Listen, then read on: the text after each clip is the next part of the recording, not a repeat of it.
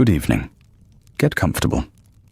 Turn the lamp down as low as it will go, or off entirely if that suits you better, and let the room settle around you.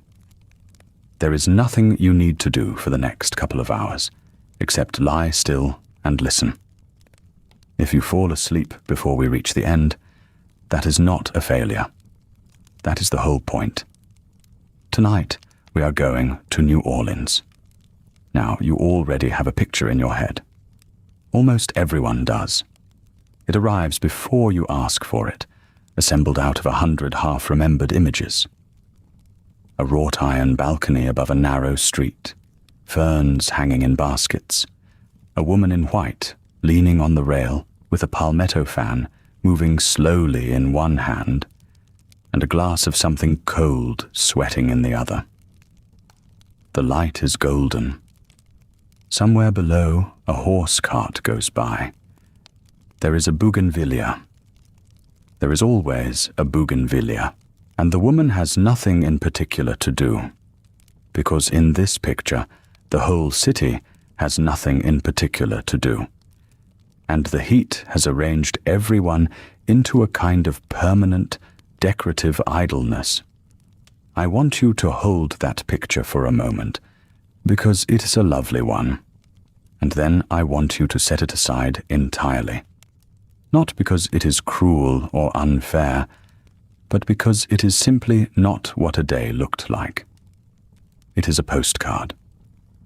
Postcards were sold to people who had come down for a week in February, seen the balconies and the flowers, and gone home again before the summer arrived. Here is what the day actually looked like. It started in the dark. Not in the poetic dark of a summer evening, but in the ordinary working dark before 5:30 in the morning, when the air was already warm and already wet, and the first thing that entered your mind was not beauty, but water. Where the water was coming from. Whether the cistern in the yard was low, whether the rain of 2 nights ago had been enough.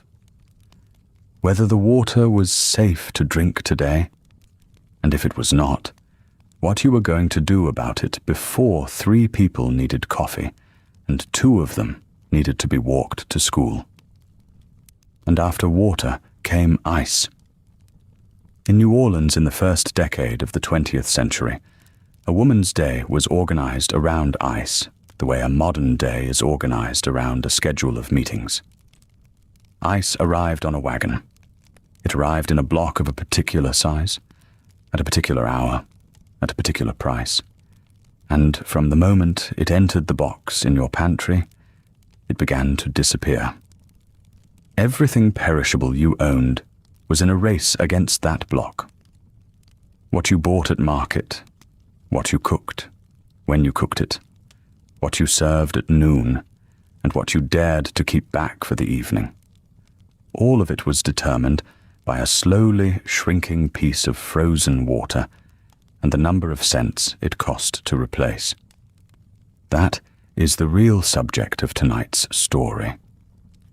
Not the balcony, the cistern, and the icebox, and the woman who spent her whole waking life standing between them and her family, making 100 small decisions an hour that nobody, then or since, has ever thought to call work. So this is what we are going to do. We are going to take one day, a single ordinary Thursday in the spring of 1905, in the month of April, when the mornings still carry a little coolness, and everyone in the city knows perfectly well that it will not last. We will start before dawn, when the sky over the river is the color of wet slate, and we will go all the way through to the last lamp being turned down late at night, long after the street outside has gone quiet. Every hour of it, the marketing, the coffee, the school walk, the accounts, the visiting, the heat of the early afternoon, when the whole city stops moving because there is no sensible alternative. the evening on the gallery, when the neighbors come out, and the entire street holds one long conversation at speaking distance. And along the way, we are going to stop, regularly, because the day itself only makes sense if you understand the machinery underneath it, and the machinery is genuinely interesting.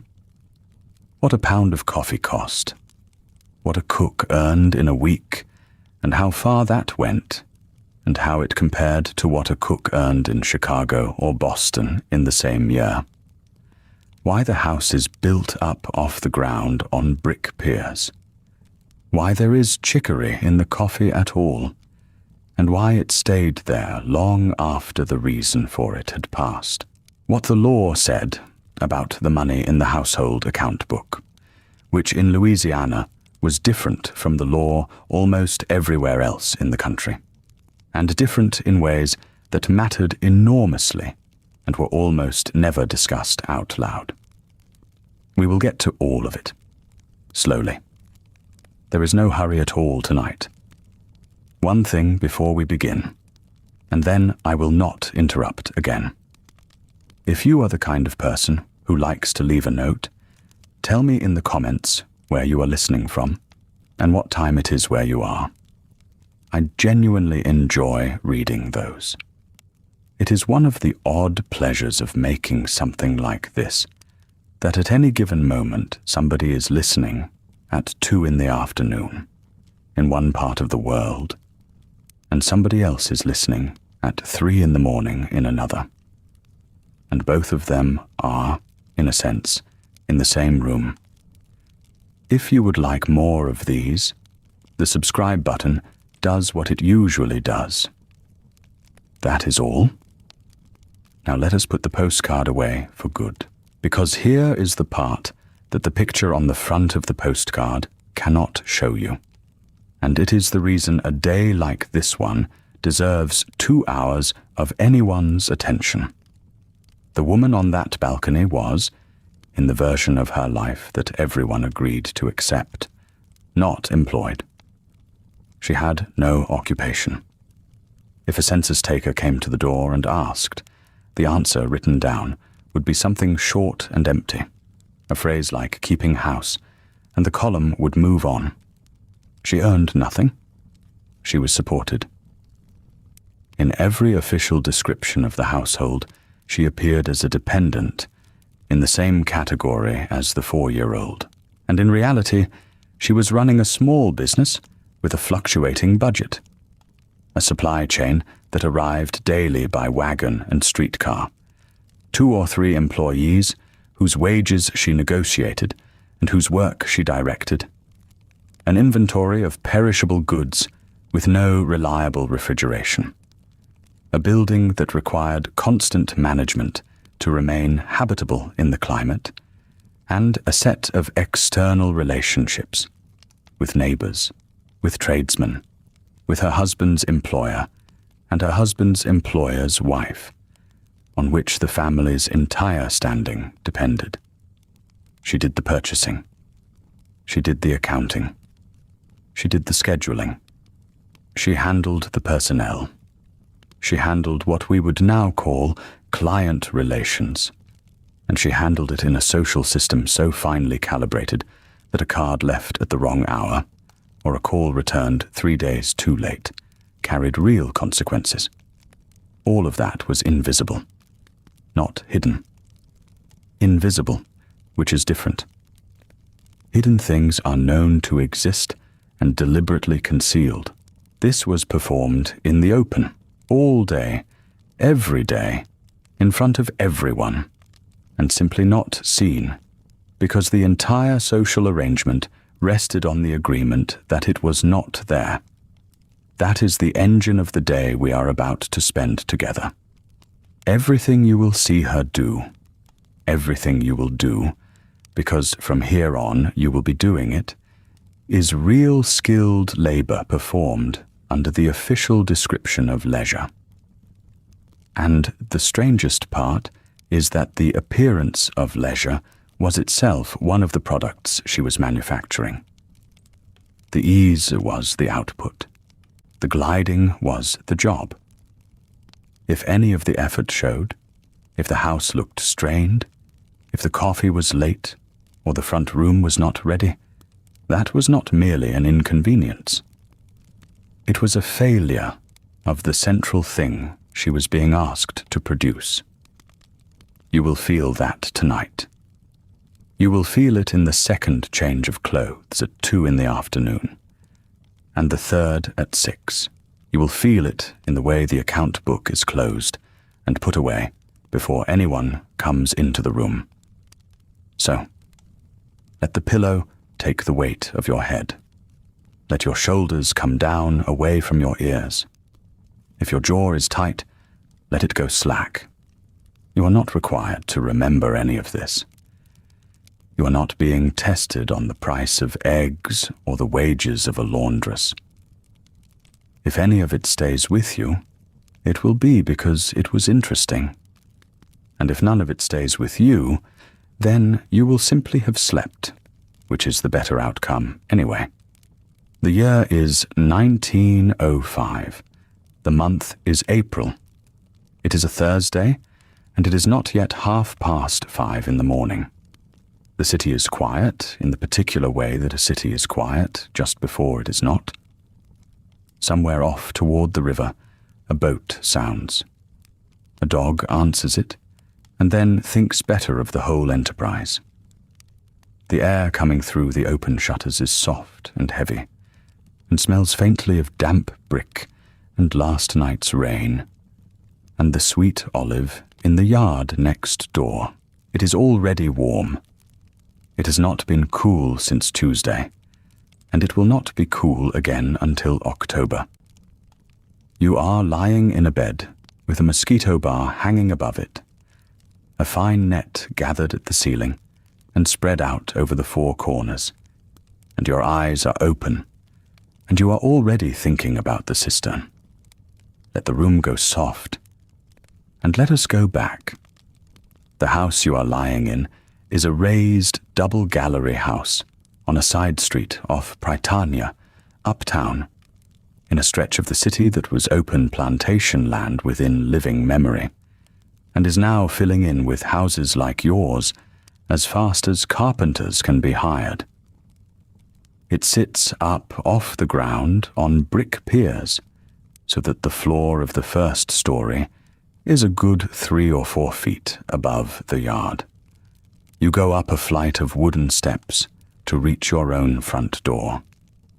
There is a gallery across the front on both floors, deep enough to sit on, held up by square columns, and the whole thing is painted a pale green that was fresh 2 summers ago, and is beginning to think about peeling near the rail. You are 34 years old. You were born in this city, and so was your mother. And her mother was born in a house closer to the river, in the older part of town, in rooms that opened onto a courtyard rather than a lawn. You have been married 11 years. Your husband is a clerk for a cotton commission house on Carondelet Street, which is a sentence that means a great deal to anyone in this city, and almost nothing to anyone outside it. So it is worth unpacking. Cotton comes down the river and in on the railroads. It has to be graded, sampled, weighed, stored, insured, financed, and sold to buyers who may be in Liverpool or Manchester or Lowell. The men who arrange that sit in narrow offices in a district of a few blocks. And your husband is one of them.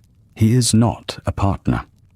He is not a broker with his own name on the door. He is a clerk of some seniority, which means he keeps the books of other men's fortunes, and is paid a salary of something close to $1,400 a year. Hold that number for a moment, because it will explain nearly everything that happens today. $1,400 a year is a comfortable income in 1905, and it is nowhere near a rich one. It is enough to rent a good house and not enough to buy one. It is enough to keep 1 servant and not 3. It is enough to send children to a decent school and to be quietly anxious about it every quarter when the fees fall due. You are, in the exact and unforgiving arithmetic of this city, respectable. You are not wealthy. The distance between those two words is where your entire working day lives. You have 3 children. The eldest is a girl of 9, the middle a boy of 7, and the youngest is 4 and still at home all day, which shapes the hours of your morning more than anything else does. The 4-year-old is asleep in the room across the hall and will be awake within the hour, and there is nothing you can do to alter that fact. So you have arranged the first part of your day around getting things done before it happens. Listen to what is coming in through the shutters. It is not silence. A milk cart is working its way along 2 streets over, and you can hear the particular sound of it, the horse's shoes on the paving, and then the softer sound where the paving gives out, the clink of cans being set down and taken up. Somewhere further off, a bell. That is the streetcar, out on the avenue, running its first cars of the morning, down toward Canal Street. The line was electrified about a dozen years ago, and the sound of it has already become the sound of the neighborhood, the way church bells were the sound of your grandmother's. And underneath all of it, very close, the smell of the cistern. Every house on this street has one. Yours stands in the side yard, a great round tank of cypress staves, bound with iron hoops, raised on its own low platform, taller than a man and wide enough that 2 people could not get their arms around it. The gutters of the roof feed into it. It holds rainwater, and rainwater is what you drink, what you cook with, what you wash in. The smell is not unpleasant exactly, wet wood and cool water and a faint green edge to it, but it is always there when the air is still. You will hear a great deal today about heat and water, so let us take a moment now, before you have even sat up, to look at the house itself, because it is not a house that happens to be in this climate. It is a house that is entirely an argument with this climate, and once you see that, you cannot stop seeing it. Start with the piers. The house is up on brick supports for 2 reasons at once. The first is water. This city sits low and drains badly, and until very recently, it did not drain at all in any organized way. A heavy rain in summer can put water in the streets within an hour, and a serious storm can put it in the yard. Lifting the floor 3 or 4 feet above the ground is the difference between a wet yard and a ruined house. The second reason is air. With the house up on piers, air moves underneath the floorboards as well as through the rooms, and a floor with air under it is a cooler floor. Now look up. The ceilings in these rooms are 12 feet, in some houses 14. That is not grandeur, or not only grandeur. Hot air rises, and a tall room gives it somewhere to go. That is not the level where your head is. Above each interior door, there is a transom, a small hinged panel of glass or louvered wood, and it is open on purpose. With the transoms open, air can pass from room to room even when the doors are shut for privacy. The house is a set of channels. Doors and transoms and windows and the long central hall are all valves in a system, and you operate that system all day without particularly thinking about it, opening this, closing that, chasing whatever breeze there is, and blocking whatever sun there is. The shutters do the same job from the outside. They are louvered, not solid, so that when they are closed against the afternoon sun, they still pass air. A closed shutter and an open window is the standard arrangement of a New Orleans room from about 11 in the morning until the sun is off that side of the house. And the galleries, front and back, upstairs and down, are shade machines. A deep gallery keeps the sun off the wall of the house entirely. The wall never gets hot, so the room behind it never gets hot in the same way. And in the evening, you sit out on that gallery because it is the coolest place you own. None of this is written down anywhere in your household. Nobody taught it to you as a subject. You absorbed it the way you absorbed the language of your grandmother, by living inside it. And you will pass it to your daughter the same way, by sending her to shut the west shutters at 1 o'clock, without explaining why. Now, the question of who does the work in this house, because that is the true measure of your rung on the ladder, more than the address, or the paint, or the piano in the front room. You have a cook. She comes in daily, 6 days a week, arriving a little before 6, and leaving after the midday dinner is cleared and the kitchen is set right, sometimes returning in the evening if there is company. She does not live here. She has her own household somewhere across town and her own family in it, and the arrangement suits you both, though not equally. You have a washerwoman who comes on Mondays and takes a great deal of it away with her besides. And that is the whole of your staff. That matters. A household of real money in this city, the sort with a name that means something on St. Charles Avenue, keeps a cook and a housemaid and a nurse for the children, and a man for the yard and the horses, and several of them sleep in. A household beneath yours keeps nobody at all, and the wife does every part of it with her own 2 hands. You are in between. You have bought yourself out of the hottest and heaviest labor, the cooking over a coal range in August and the laundry, which is not a chore, but a full day's brutal work in itself. Everything else you do. The beds, the sweeping, the dusting, the mending, the marketing, the children, the accounts, the correspondence, the calls, the management of both women who work for you, and the manufacture, hour by hour, of the impression that none of it is happening. That is your position. Not idle, not laboring, but managing, in a house small enough that the manager also carries the baskets. So, Thursday the 6th of April, and you have a great deal in front of you. The marketing has to be done this morning, and it has to be done early, because you have no reliable cold storage, and because the good fish goes first.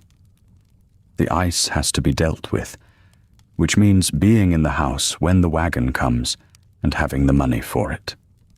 There is a 1/4 yard of grey cotton on the sewing machine that has been a half-finished school dress for 2 weeks now, and will have to be moved along today. There is a call to be paid on a neighbour, which is not optional, and which will take an hour of your afternoon that you do not have. And at 4 o'clock this afternoon, the wife of one of the partners at your husband's firm is coming to take tea in your front room. You have known about it for 9 days. You have thought about it every one of those 9 days. It is the reason the good tablecloth was washed separately on Monday, and the reason you have been mentally rearranging the front room since Sunday. Nothing in this entire day matters more, and there is no line in any household account book anywhere in this city that records it as work. The 4-year-old is not awake yet. The light at the edge of the shutter has gone from nothing to the faintest grey. You put your feet on the floor. the floorboards are cool for about 4 seconds, and then they are not.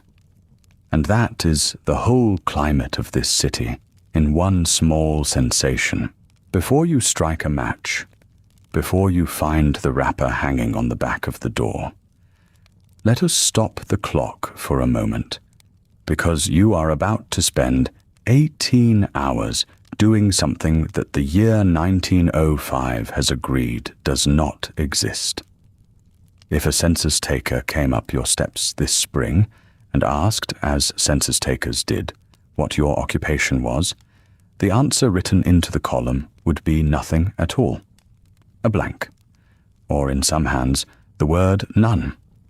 Your husband would be entered as a clerk, cotton commission, and the enumerator would move his pencil down to your line and leave it empty, because you have no employer and no wage, and in the accounting of the nation, that is the end of the question. Elsewhere on the page, if the household had one, a cook would be entered as a servant. A washerwoman would be entered as a laundress. Those are occupations. Yours is a condition. Sometimes the phrase used is keeping house. That is a generous phrase, and a strange one, and it is worth turning over in your hands, because it manages to name the work and hide it in the same 3 syllables. Keeping house, as though the house were a cat that mostly saw to itself and only needed to be kept from wandering off. Here is what is actually under that phrase this morning in this house. You are the purchasing agent. Every item of food that enters this building was chosen by you, priced by you, argued over by you, and carried home by you or by someone acting on your instructions. You do this daily, not weekly, because your cold storage is a wooden box with a block of ice in it and a drain pipe running out to the yard. And that box gives you perhaps a day and a half of grace on anything that matters. So you are also the inventory manager, holding in your head at all times what is in the safe, what is in the box, what will spoil first, and what has to be eaten tonight before it goes. You are the household's finance officer. There is a book, and you keep it, and the figures in it have to come out even at the end of the month against a sum of money that does not vary. You forecast, you set aside, you decide quietly and alone which of 2 necessary things will be bought this month and which will wait until the next. You are the employer of labor in a small way, which means you set tasks, judge the quality of work, hand over wages on the correct day in the correct amount, and manage a working relationship with a woman who very likely knows more about her own trade than you do. That is a delicate thing to do well, and most people are not good at it. You are the nurse. There is no other. When the 4-year-old runs a fever in August, you will sit up with him. And when the mosquitoes come off the cistern in July, you will be the one who checks that every bar is tucked and every gap closed. And in this city, in this decade, you will do that with a seriousness that a woman in Boston would find excessive, and that you would find merely sensible. You are the teacher of everything that is not taught at the parish school, which is manners, prayers, the handling of a fork, how to greet an older woman on the banquette, and how to write a note of thanks in a hand that will not embarrass anyone. You are the maintenance department. Shutters, hinges, mosquito bars, mattresses turned. The leak at the back gallery reported to a man who may or may not come. And you are the household's Minister of Foreign Affairs, which is the part that will take up your afternoon. and which is by a wide margin the least visible and most consequential of the whole list. 6 occupations, no wage, no title, no line in the column, and no vocabulary at all in 1905 for saying that a woman is administering a small enterprise. There is only the phrase about keeping house, and the widely shared, deeply comfortable belief that a lady of any standing at all does not work. Now, this city complicates it further, and this is the part that a script about New Orleans has to get right, or it may as well be set anywhere. You live in a place that has spent the whole of the 19th century arguing with itself about who counts. There were, roughly and never neatly, 2 societies here. One descended from the French and Spanish colonial city, Catholic, French-speaking, or lately French-speaking, oriented downriver toward the old quarter and the faubourgs below Canal Street. The other arrived after the purchase, and after that in waves. Americans from the seaboard states, and then Irish, and then Germans, and later Sicilians in great numbers. Protestant more often than not, English-speaking, and settling upriver, above Canal, in the garden districts and the newer avenues. For most of a century, Canal Street ran between them, and the wide strip down its middle was called the neutral ground, which is what the whole city still calls the median of any street to this day. The name is a joke that stopped being a joke and became a word. By 1905, that division is softening. It is not gone. It has become something more like an accent worn by families rather than a wall standing between neighborhoods. But it still tells in 100 small ways, and every one of those ways is a thing you have to read fluently. Your grandmother spoke French at her table, and your mother did too, at least when she wanted the children not to follow. You do it less. Your own children will do it hardly at all, and this is a loss you feel obscurely and do not have time to feel properly this morning. Your parish matters in both senses.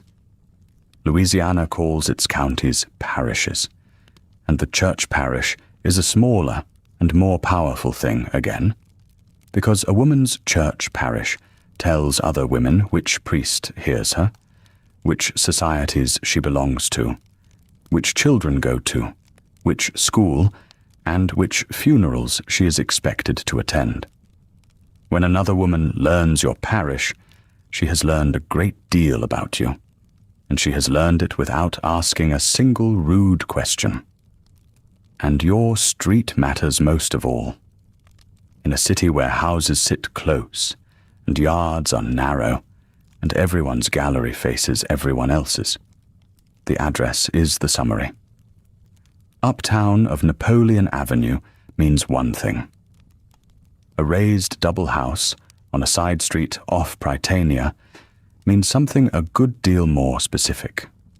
Comfortable, respectable, not rich, half a block toward the river. The houses get smaller, and the meaning changes again. You could walk 400 yards from your front steps and pass through 3 separate readings of who you are. You know all of this. You have never been taught any of it. You absorbed it the way you absorbed the difference between rain that will pass and rain that will flood the corner at Louisiana Avenue, and you deploy it every single day without once naming it as a skill. Which brings us to the thing that is genuinely being manufactured in this house. It is not meals. It is not clean shirts, though there will be clean shirts. What is being manufactured here, continuously, by you, is an impression of effortlessness. The ideal your class holds up is a household that simply runs. Food appears at noon. The front room is cool and orderly. The children are pleasant and clean and can be produced when required. The wife is unhurried, well enough dressed, agreeable, and evidently untroubled by anything so vulgar as the price of ice. Every hour of your labor goes into that impression, and the impression is only successful if the labor is invisible. That is the trap of it, precisely stated. If your work shows, it has failed. A woman who mentions what things cost has slipped. A woman who is visibly tired at 4 in the afternoon has slipped. A woman whose front room smells of the kitchen, whose child's cuff is frayed at the edge where a guest will see it, whose cake was plainly bought rather than made, and whose apology for it goes on a beat too long. She has slipped, and the whole street will know by Saturday, and no one will ever say a word about it to her face. The consequences are not dramatic. Nobody is ruined. It is much quieter and more durable than that. A card is not returned quite as promptly. An invitation goes to somebody else. A partner's wife mentions, without malice and almost without intention, that the clerk's household seemed a little pressed, and a man's chances at a cotton commission house on Carondelet Street are made of nothing sturdier than 100 small impressions like that one, gathered slowly over years. So the fiction is not merely a fiction you are permitted to live inside. It is a product with a customer, and the customer is your husband's employer. And today the customer is coming to your front room at 4 o'clock to inspect it. That is what is in front of you. The match, then. The wick catches, and the room comes up yellow and small around it, and you turn the lamp down almost at once, because the light is only needed for finding things. Cotton. Not wool. Not this month. Not in this city. A plain wrapper first, because there is no sense putting on anything good before the kitchen. Stockings. Your hair pinned up quickly and imperfectly, to be done properly later when it will be seen.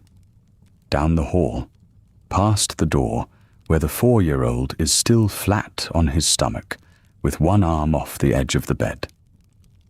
Past the older 2, who will not stir for another half hour, and will then stir all at once, loudly.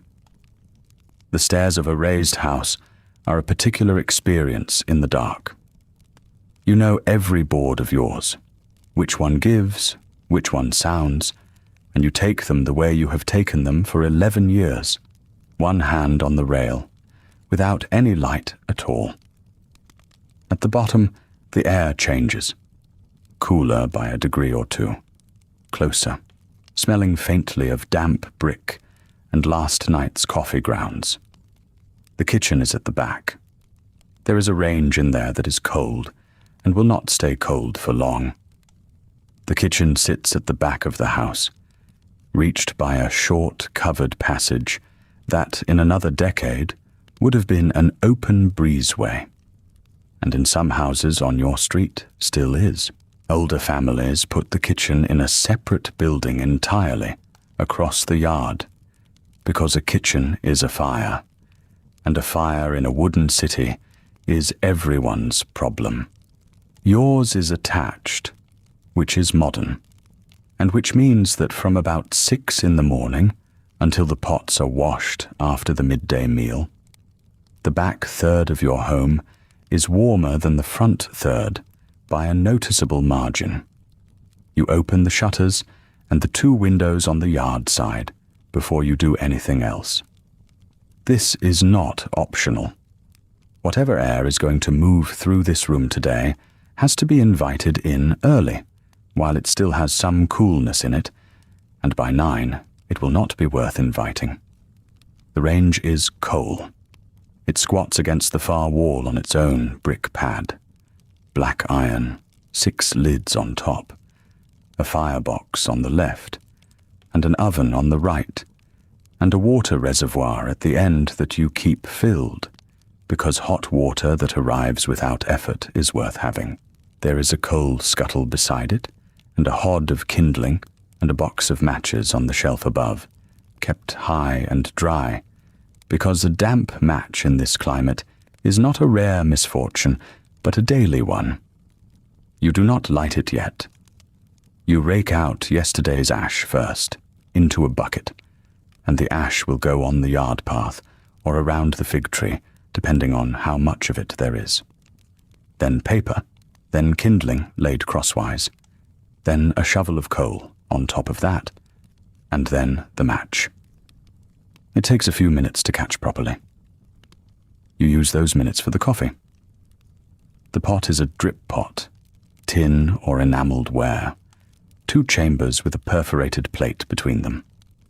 Ground coffee in the upper chamber, and then boiling water poured over it a little at a time. A spoonful or 2, wait, another spoonful, wait. It cannot be hurried. If you dump the whole kettle in at once, you get something thin and bitter, and you have wasted the coffee. And coffee is not cheap enough to waste. So you stand there with the kettle in one hand, and you pour in small amounts, and between pours the dark liquid works its way down into the lower chamber, drop by drop, and the smell fills the room before the sun has come up over the roofline of the house behind yours. The coffee is not only coffee. Roughly a third of what is in that upper chamber, sometimes more, is chicory. Here is something worth slowing down for, because visitors from other parts of the country find it genuinely strange, and to you it is simply what coffee tastes like. Chicory is a root. You roast it and grind it, and it produces a dark, bitter, faintly sweet liquid that looks like coffee and is not coffee, contains nothing that keeps you awake, and costs a fraction of what the real bean costs. It came into the city's habits during the blockade years of the 1860s, when coffee could not reach the port in any quantity, and people stretched what they had with whatever would stretch it. That is the usual story. It is mostly true, though chicory was already known here before that, brought over from France, where it had gone through the same trick during an earlier set of wars. What is interesting is what happened afterward. The blockade lifted. The ships came back. Coffee became available again in quantity, and New Orleans, which had adopted chicory out of necessity, simply declined to give it up. 50 years later, in your kitchen, on a morning when the wharves are stacked with green coffee from Brazil. And this city is one of the largest coffee importing ports in the country. You are still cutting your beans with root, because that is how coffee is supposed to taste. A cup of it without chicory tastes to you thin and slightly false, the way skim milk tastes to a child raised on cream. There is an economy in it too. Chicory is genuinely cheaper by weight, and a household that goes through a great deal of coffee, which yours does, saves real money over a year by making the blend a third root instead of pure bean. But nobody in this kitchen thinks of it as economizing. It is just the recipe. You pour the first cup while the range is still finding its temper, and you drink it standing up, black, near the open window, in the 2 or 3 minutes of the day that belong to nobody.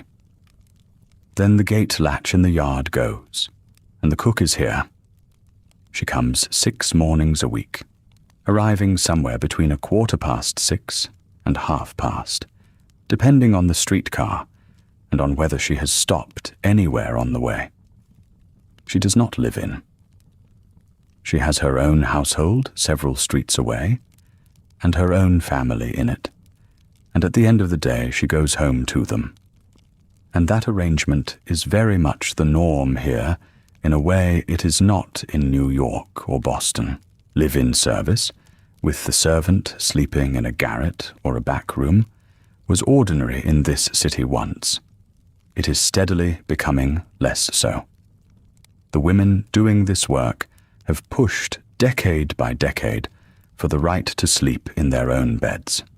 And in New Orleans, they have largely won that, which is one of the reasons your third floor holds trunks instead of a person. She hangs her hat on the nail by the door, ties on an apron, and looks at the range before she looks at you, because the range tells her how the morning is going to go. What follows over the next 10 minutes is the most consequential conversation of your entire day, and it does not sound like one. You tell her what is in the house. She tells you what is not. There is rice. There is a heel of yesterday's bread. There are 4 eggs. There is a piece of salt meat. There is coffee for perhaps 3 more days. The ice in the box will not survive the afternoon, and the ice wagon does not come until 9. The employer's wife is coming at 4, and there will need to be something on the table that is worth looking at. And then the actual negotiation, which is about what will be bought at market and what will be done with it. You are the one who decides. That is real. The money is yours to allocate. The menu is yours to set. And if the meal is wrong at 4 o'clock this afternoon, it is you who will be judged for it and not her. But she knows things you do not. She knows which vendor's shrimp were tired last Thursday. She knows that the price of eggs has moved, and by how much, because she buys eggs for her own household too. She knows exactly how long the range holds heat, which you know approximately. She knows that if you want a gumbo on the table, you had better start it before the worst of the day's heat, not after, and she will say so, not as a contradiction, but as a small correction offered sideways. And you will take it, because you are not a fool, and because she is right. So the authority sits with you, and the expertise sits with her, and the two of you conduct this every morning in a kitchen the size of a small parlor, and neither of you says out loud that this is what is happening. It works because both of you are good at it. It would not work if either of you were not.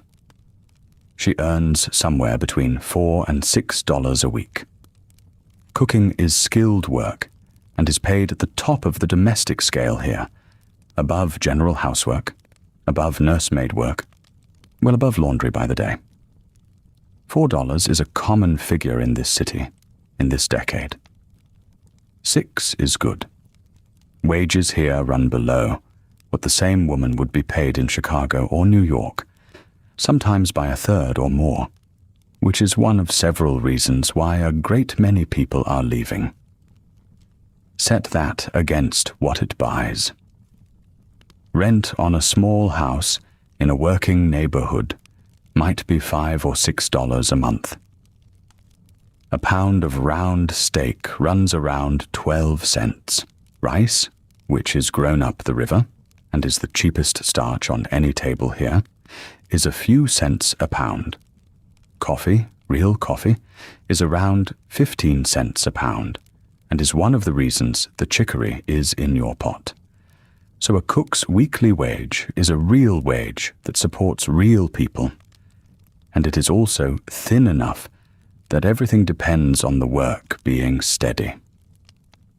Your husband, at the Cotton Commission House, earns something in the neighborhood of $125 a month. Set the two numbers beside each other, and you have the whole shape of the arrangement in a single glance. The woman standing at your range this morning, doing skilled work you rely on absolutely, earns in a month what your husband earns in about 5 days. You have never done that piece of arithmetic in exactly those terms. Very few people in your position have. The range is hot now. You can tell from 3 feet away, without touching it. Breakfast in this house is not the enormous performance the magazines from up north describe. Coffee, plenty of it, with hot milk for the children. Bread, and the bread is not made here, but bought from the baker's cart that comes through before 7. French loaves with a hard crust that goes soft by noon in this air. Eggs for the children. Yesterday's rice fried up with a little of the salt meat, which is not a recipe out of any book, but is what happens to rice in a house where rice is always present. The 4-year-old comes down first, dragging on the wrong side of his own mourning. The other 2 arrive together 6 minutes later, already arguing about something that happened upstairs. You get shoes on the youngest, while holding a cup out of reach of an elbow. You check a collar. You find the missing school book, which is where it was left and not where it was looked for. Your husband comes down at 7:10, dressed, and eats standing more than sitting, because the streetcar on the avenue runs on its own opinion of the hour and not on his. He drinks 2 cups. He asks whether the tea this afternoon is arranged. You say that it is. At 7:25, he takes his hat off the stand in the hall, and by 7:30 he is at the corner, and you hear the bell of the car pulling away while you are still in the kitchen with a cloth in your hand. The 2 older children go to school, and the youngest does not, which means the youngest comes with you, and this is the arrangement that shapes the next half hour of your morning. He is 4. He walks slowly and stops for things that are not there. You leave at 7:20, with a hand on the small one's shoulder and the other 2 ahead of you on the banquette, which is what the sidewalk is called here, and has been called here since it was made of boards laid over mud, and looked like the bank of something. It is brick now in front of most of the houses on your block, and flagstone in front of 2 of them, and packed dirt in front of the one where nobody has lived since the winter. The changes in surface under your shoes tell you exactly where you are without looking up. Between the banquette and the street runs the gutter, and the gutter is open. This is the fact about New Orleans that visitors write home about before they write about anything else. It is a shallow trough, in some blocks lined with cypress plank, and in some blocks simply dug, and it carries off what rain and household water the city can persuade to move. On a dry April morning, it holds an inch of standing green water that has not moved since the last shower. It smells faintly, in a way you stopped registering years ago, and would notice instantly in its absence. You take the children across at the crossing plank, one at a time with the small one, and you do not think about the water at all, except to keep a shoe out of it. The street itself is shell in most of the uptown blocks, and the shell is white, and in strong sun it throws the light back up into your face from underneath. By July it will be blinding. In April it is only bright. A wagon goes by, hauling something under canvas, and the shell crunches, and a dog that belongs to the house on the corner comes to the fence to have an opinion about the wagon. At the school gate, you hand over the 2 older ones. The parish school is 3 blocks and a turn, run by an order of sisters whose habit is black, and whose enrollment includes very nearly every child on your street, whose family sits where yours sits. Tuition is small. It is not nothing, but it is small enough that paying it is a matter of course, rather than a decision. The sisters teach reading, writing, arithmetic, penmanship, catechism, and, for the girls, needlework of a standard your own mother would have found merely adequate. They also teach in English. Here is something easy to misunderstand about this city in this decade. Your mother's table was French. Not the polished French of a schoolroom, but the household French of a family that had spoken it in this parish for 4 generations, thickened with words for foods and weathers and household objects that no dictionary in France would recognize. You grew up with it in your ears, before you had English at all. Your grandmother, who lived until you were 19, had almost no English and needed almost none, because the streets she moved through, and the shops she bought from, and the priest she confessed to, all worked without it. Your children do not speak it. They understand some. The oldest can follow a conversation between you and your mother if the two of you are not deliberately going fast, and can produce perhaps 40 words of her own, mostly the names of dishes. The middle one understands less and answers only in English. The 4-year-old, who is holding your hand right now, will grow up hearing French exclusively, as the sound adults make, when they do not want him to know something. This is not an accident, and it is not neglect.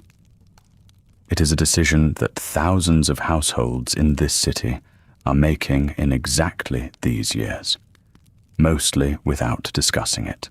The commercial life of New Orleans runs in English, and has since the Americans came up the river and built their own city above Canal Street.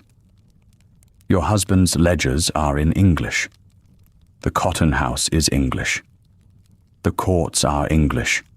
Whatever else about the law here remains stubbornly French. A young man who wants a clerkship needs English the way he needs shoes, and a young woman who wants to marry a young man with a clerkship needs to be able to hold a room in it. So the French thins out over 3 generations, and you are the generation where the thinning happens, and you are the one who has to feel it happen. You will hear your daughter mispronounce your grandmother's name at some point in the next few years, and you will correct her once and then let it go, because correcting it twice would make it into an argument about something larger than a name. There is a version of this reflection that turns sad here. Resist it. The women making this choice are not sentimental about it. They are aware that they are trading something, and they have decided the trade is favorable, and they keep the French for their mothers and their kitchens and their prayers, which is not nothing at all. You walk the 4-year-old home the long way, past the grocery on the corner, so he can look at the cat that lives in the doorway, and you are back through your own gate before 8:30. Now the house. Upstairs first. 3 beds to be stripped back and aired, because a bed that is made up tight in this climate at this hour will hold the night's damp in it all day and be unpleasant by evening. You throw the covers back over the footboards and open the shutters on the river side of each room. The chamber utensils are emptied and rinsed and set out on the back gallery in the sun, which is a job the cook does not do, and the washerwoman does not do, and therefore you do, in a house at your exact rung. A household 1 step up has a girl who does it. A household 1 step down has a wife who does it, and does the washing besides. Then the mosquito bars. Every bed in this house has a frame over it, and a net hung from the frame, plain white cotton netting. And every morning the nets come down, or are looped up and shaken out, and every evening they go back and are tucked under the mattress on all four sides before anybody gets in. You have done this so many thousand times that your hands do the tucking while you think about the fish. Consider what that netting actually is.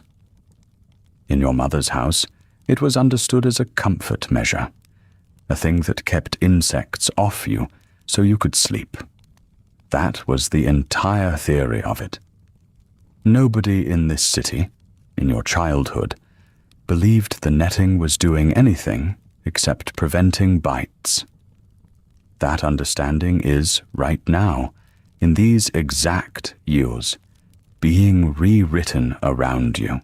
1905 is going to be the year New Orleans has its last epidemic of yellow fever, and the fighting of it will be conducted for the first time on the principle that the fever travels by mosquito, and only by mosquito. The screening of cisterns will be ordered. Oil will be poured on standing water.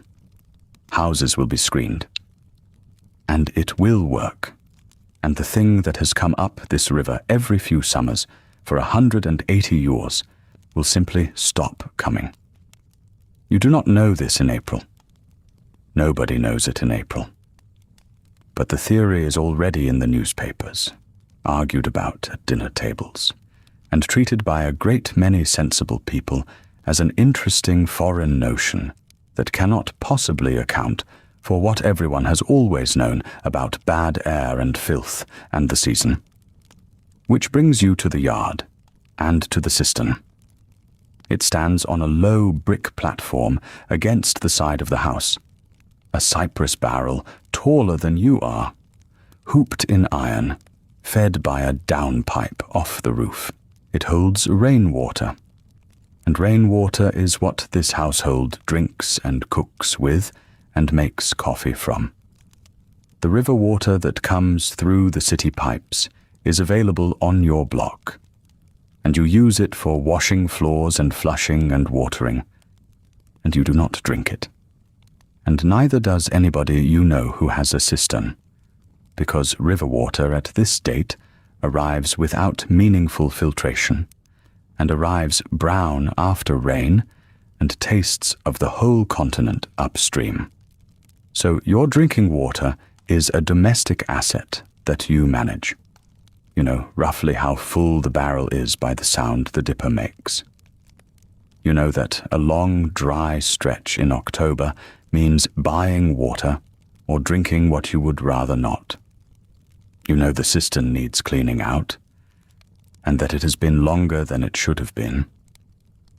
And the cistern, sitting there open under its wooden lid, holding 200 gallons of still water in a warm climate, is the single best mosquito nursery on the property. Everyone's is. The city is built on them. The screening campaign that is coming will go house to house and put wire mesh over every one of these barrels in every yard from here to the lake. And that measure alone will do more for public health in this city than the previous half-century of moral exhortation about drains. At 9:15, the ice wagon turns into the street. You hear it before you see it, the particular slow clop of a horse that stops constantly, and then the man's call. You have a card in the front window with the number of pounds you want showing, which is how the whole street orders, and today the card shows 50. He carries it in on his shoulder with a leather pad under it, and sets it into the top compartment of the box on the back gallery, and water runs off it onto the boards, and the smell of the sawdust from the wagon comes in with him and goes out again. £50 costs you 15 cents, give or take. depending on the season and who is delivering. In summer, it will cost more and last less. £50 in April, in a box that is a wooden chest, lined with zinc and packed with sawdust and cork, will hold you 3 days if you are disciplined about how often the lid comes up, and 2 days if the children are not. Everything about your day bends around that. The milk, the butter, the fish you will buy this morning and cook at noon and not attempt to keep. The whole rhythm of shopping daily rather than weekly is not a charming custom. It is arithmetic, done in ice. The baskets are by the back door where you left them last night. 2 of them, split oak, one deeper than the other. And you take both because Thursday is a fish day, and fish takes up room. You go down Britannia to the corner and wait for the car. The fare is 5 cents. You have the nickel ready in your glove because fumbling for it while the car is moving is the mark of someone who does not ride often, and you ride every day but Sunday. The car comes up the neutral ground with its bell going, a great green thing on rails, and it does not entirely stop so much as slow to a speed at which a person is expected to be capable of getting aboard. Inside, there is the smell of hot varnish and wet wool and the particular electric smell of the motor. The windows are down. The seats are wooden slats, worn pale in the middle, where thousands of people have sat. There are screens on the backs of certain seats, small hinged wooden signs, and where they sit determines where you may sit and where others may not, and the conductor moves them forward or back through the day as the car fills. And this is the law of this city in this year, written into the streetcar itself, so that no one has to say anything aloud. You take a seat near the front, which is where a woman of your appearance is expected to sit, and you arrange the baskets on your knees, and you look out the window, and that is the whole of the thought you give it, because you have given it no thought at all your entire life, which is itself the point, and which is the thing about this morning that will be hardest for anyone looking back to understand. The car goes down St. Charles under the oaks, and the houses get closer together, and then the trees stop, and you are into the business streets. You transfer at Canal. The transfer slip is a thin printed thing with the hour punched out of it, and it is good for a limited time, and if you dawdle at a shop window it expires, and you pay again. So you do not dawdle. You cross Canal on foot, which takes some doing at 9 in the morning, between drays and delivery wagons, and a boy with a hand truck full of bananas. And you catch the car that runs down toward the lower end of the quarter. You smell the market before you reach it. That is not a figure of speech. There is coffee roasting somewhere very near, and under it the sharp green smell of cut cabbage and split melons, and under that the river, which has its own smell, muddy and cool and enormous, and threaded through all of it the fish. The French market is not one building. It is a run of long, open arcades, brick piers, and tile roofs, stretching block after block along Decatur, each section given over to its own trade. There is the meat market with its stalls and its hooks and its sawdust floors, and the vegetable market, and the fish market at the lower end near the river, where the water can be sluiced across the flags. The columns are whitewashed, and the whitewash is peeling. The floors are worn concave. Pigeons live in the roof timbers, and nobody has ever successfully done anything about them. The noise is the first thing. 3 languages going at once, and often inside a single sentence. There are Sicilian families who have taken over a great share of the produce trade in the last 20 years, and who call to you in Italian, and then in English, and then in a French they learned from the customers. There are Creole women of colour, market women whose mothers and grandmothers stood in these same arcades, selling herbs and file powder and coffee, and things they have grown themselves. And there are Choctaw women who come in from across the lake with baskets and with the file itself, ground sassafras leaf, sold in twists of paper. There are German butchers. There are men off the boats selling oranges by the hundred. You know perhaps 30 of these people by face, and 8 of them by name, and 4 of them know what you will want before you say it. Here is where the day's real accounting happens. So let us slow down for the numbers, because the numbers are the thing that makes the shape of your life visible. Your husband earns something near $125 a month at the Cotton House on Carondelet Street. That is a good clerk's salary in this city in this year. Not a grand one. It is the salary of a man who is respectable and who is not rich and who will not become rich. And every choice in your household descends from that figure. Against it this morning, a dozen eggs, 20 cents. A pound of roasted coffee, 15 cents, and you buy it whole bean and grind it at home, because ground coffee sold loose is coffee that has been stretched with something. A chicken, live, about 40 cents, and you will pay a few cents more to have it killed and cleaned, or you will do it yourself in the yard, and you generally do it yourself. Butter is running about 25 cents the pound, and you are buying half. Rice, 4 cents the pound, and you buy it in quantity, because rice is the floor of the week's eating, and because it keeps. A bunch of shallots, 5 cents, 2 merletons, a nickel for the pair, pale green and ridged, which you will stuff with shrimp and breadcrumbs. Red fish this morning at 10 cents the pound, and you take a piece under 3 pounds because there is no keeping it past dinner. Add it up, and you have spent a little over $1.25.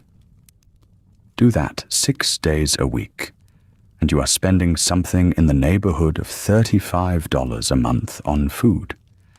And there is the cook's wages on top of it, and the rent, and the ice, and the gas, and the school fees, and the shoes, which are the item that ruins every budget in every year of this century, because children's feet do not consult the account book.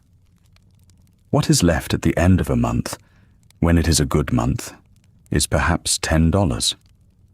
That $10 is the entire margin between your family and a different sort of life.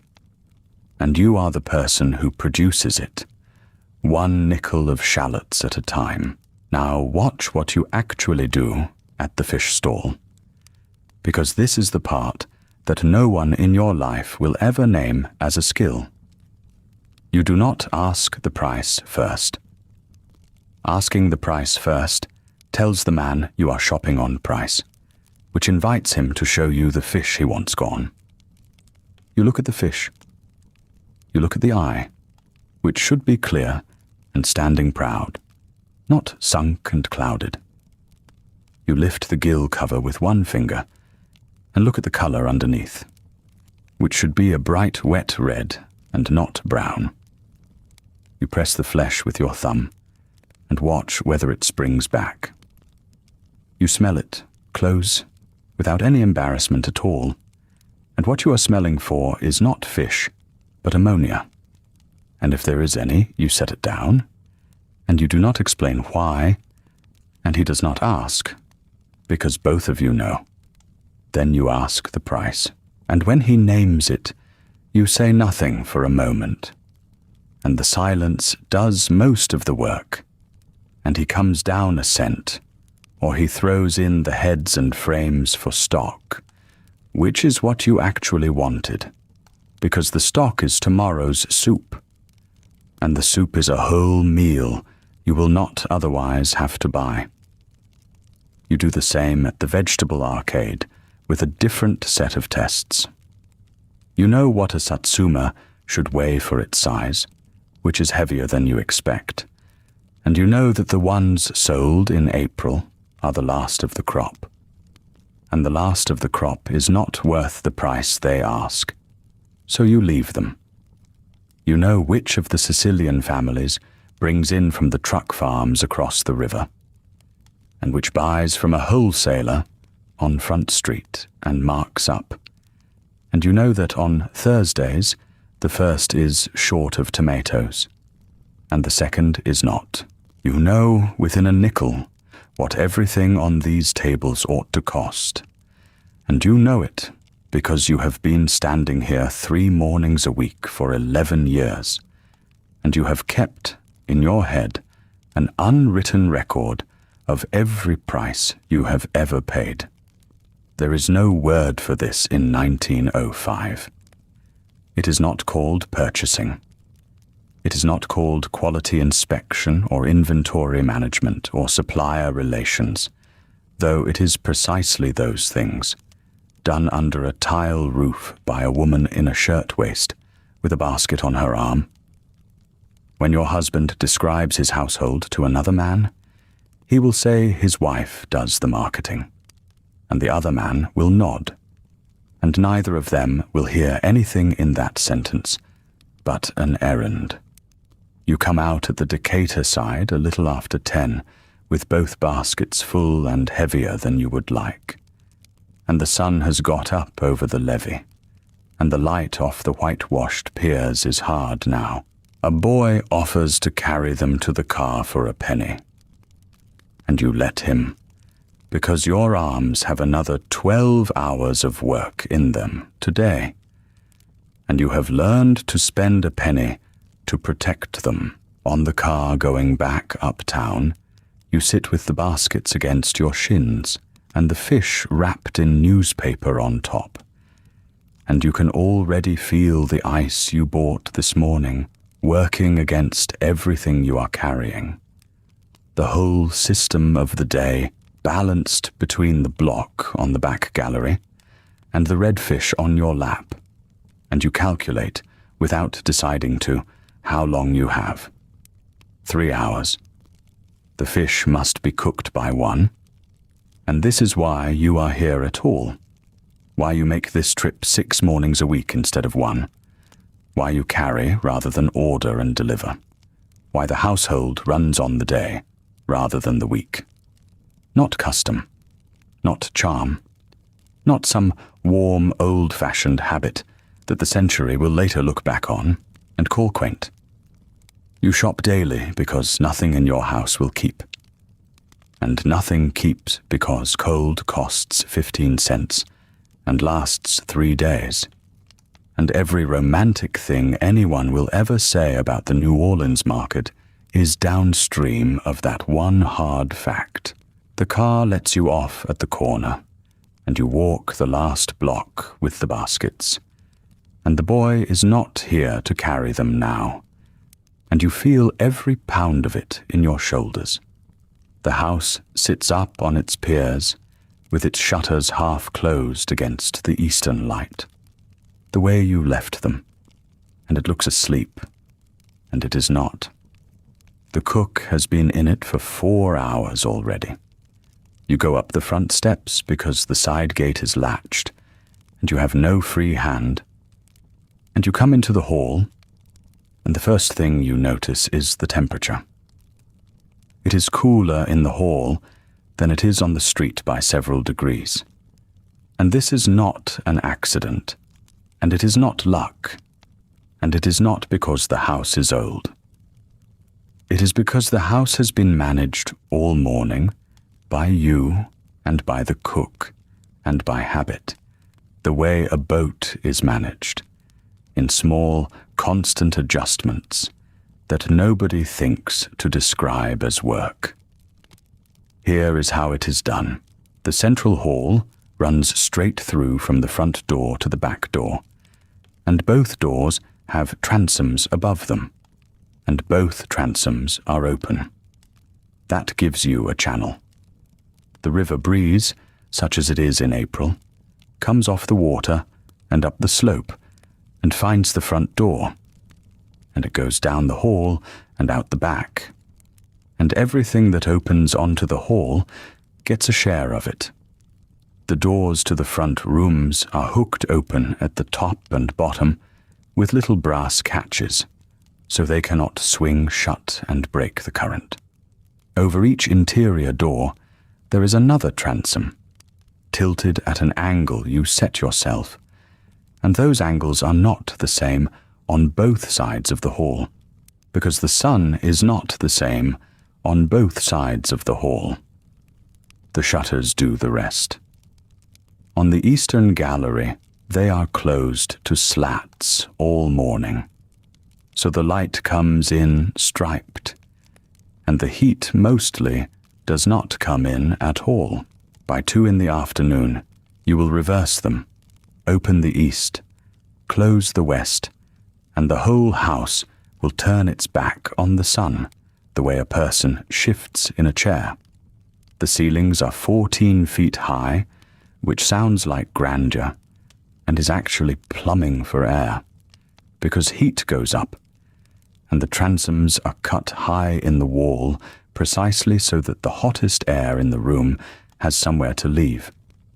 The piers hold the floor 4 feet off the ground, so that the underside of the house breathes, and so that the mud, when the mud comes, goes under you instead of through you. None of this is written down anywhere in your house. There is no manual. You learned it from your mother, standing in a hall in the 6th district at about the age of 9, being told to leave that door hooked, and you will teach it to your daughter the same way, in the same idiom of small corrections, and neither of you will ever call it engineering. Set the baskets on the kitchen table. The cook takes the red fish out of the newspaper without being asked, and looks at the gills and says nothing, which is her way of saying you did well. Now, consider what you are wearing, because you have been carrying baskets through a wet April morning in it, and you will be in some version of it until 9 o'clock tonight. Against the skin, a cotton chemise, thin, plain, washed so many times it has gone soft as a handkerchief. Over that, drawers of the same cotton, split at the seam, which is not modesty failing, but practicality winning. Over that, a corset. Yours is coutil, a tightly woven cotton, boned with steel at the front and back, and with cording elsewhere, and it is not laced to make you smaller. That is the part that gets misunderstood most often and most confidently. It is laced to make you a firm surface, because everything above it, the shirtwaist and the belt and the fall of the skirt, hangs off that surface and requires it to be smooth. Take the corset away, and the clothes of 1905 do not fit anybody. They were cut for a shape that is manufactured, not a shape that is born.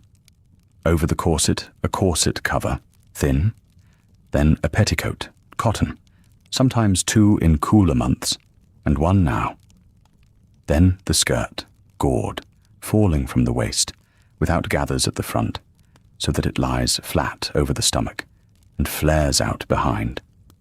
Then the shirtwaist, white cotton lawn, with a high collar, boned at the sides to stand up under your jaw, and long sleeves, and a row of small buttons up the back that you cannot reach, and which your eldest daughter did for you at 6:30 this morning, while complaining about it. Weigh it. All of it together, the whole assembly, comes to somewhere between 4 and 6 pounds, and on a humid morning It holds perhaps another pound of water. You have been wearing it since before dawn. The high collar is the worst of it. It is white, and white shows everything. And it must be fresh, and it will not be fresh by 1 o'clock, which is why there is a second one, starched and ready on the press upstairs, and why the washerwoman comes on Monday and stays the whole day. The thing to understand about the cotton is that it is a local solution to a local problem, arrived at by women in this city over about a century of trial. Wool is unthinkable here from March to November. Silk shows sweat and cannot be boiled. Cotton lawn can be washed to death and starched back to life, over and over. And it is made not 50 miles from where you are standing. And that is why every respectable woman on this street looks, in the summer, like a variation on the same white theme. It is not fashion agreeing with itself. It is climate and laundry agreeing with each other, and fashion arriving afterward to take the credit. You change the collar now, rather than at one, because you are already damp from the market, and then you sit down at the machine in the room off the hall, and you do not sit down to rest. The machine is a Singer, black, gold-scrolled, in a treadle cabinet of oak. It came into the house 2 years ago, and it cost $25, which is more than 3 weeks of your husband's salary. And you did not pay $25. You paid $5 down and $1 a month for 20 months at the agent's office on Canal Street, and you have 4 payments left, and you know exactly how many because you write it in the book every month with a little check beside it. The installment plan is one of the quiet revolutions of your lifetime, and nobody talks about it as a revolution. It is how the sewing machine, the piano, the ice box, and eventually everything else got into houses like yours. $1 a month is a sum you can hide inside a household budget without any conversation. $25 in a lump is a sum that requires asking your husband and being told to wait, and waiting. What the machine gave you is not free time. That is the promise the advertisements made, and it was a lie. And by 1905, most women who own one know it is a lie. What the machine gave you is a higher standard. A seam that took 40 minutes by hand takes 4 minutes now. And so instead of 1 plain dress a season, your daughters have 3, with tucks and ruffles at the hem. And the ruffles are expected. The work expanded to fill the speed. It nearly always does. So the basket beside the treadle is never empty. This morning it holds a boy's shirt with the elbow gone, a sheet turned sides to middle, which means you split the worn center strip out and sewed the 2 good outer edges together, so the thin part is at the sides where nobody lies, and a skirt of your own to be let out an inch. You will not finish these today. You will do 20 minutes now, and 10 more this afternoon, and half an hour tonight when the lamp is lit. And this basket will be in this room, at some level of full, for the rest of your life. And yet the thing shifting under all of this, right now, in the years you are living through, is that less and less of your clothing is coming out of that basket at all. 10 years ago, a shirtwaist was made at home. Now you buy them.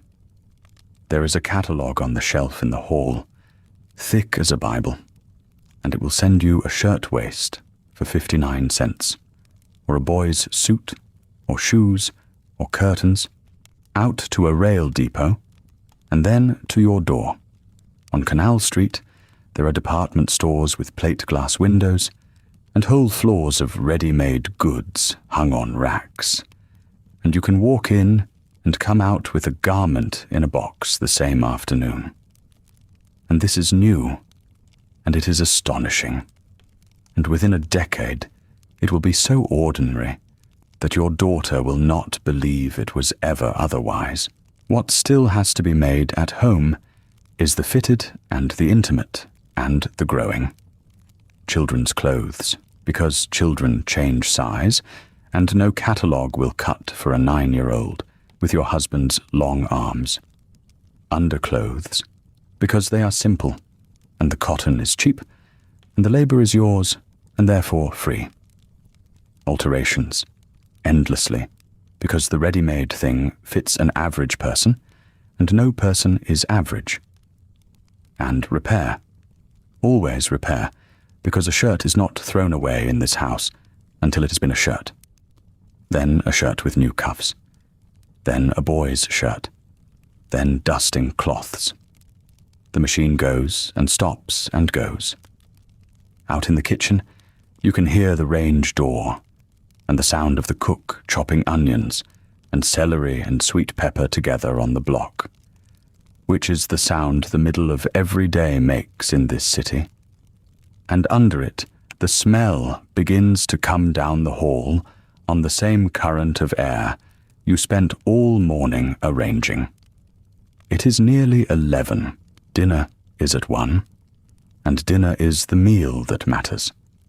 And the fish you carried up Britannia Street an hour ago is already scaled and waiting.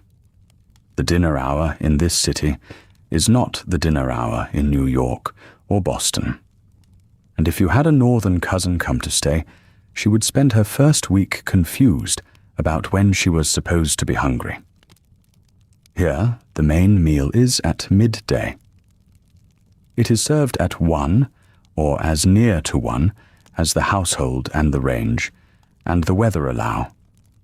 And it is the meal that the whole morning has been building toward. Supper, later, is an afterthought with bread in it. Dinner is the day's argument made in food. Your husband does not come home for it. He would if the cotton house were nearer, and some men on this street do. Walking back up from the quarter through the worst of the heat to eat and lie down for 20 minutes and walk back. But Carondelet Street is too far for the time he is allowed. So he carries a lunch that you or the cook put together at 7 in the morning, wrapped in a napkin inside a tin box, and he eats it at his desk or on the steps of the Cotton Exchange with the other clerks.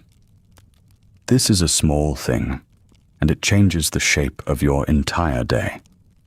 The dinner table at 1 o'clock has no man at it.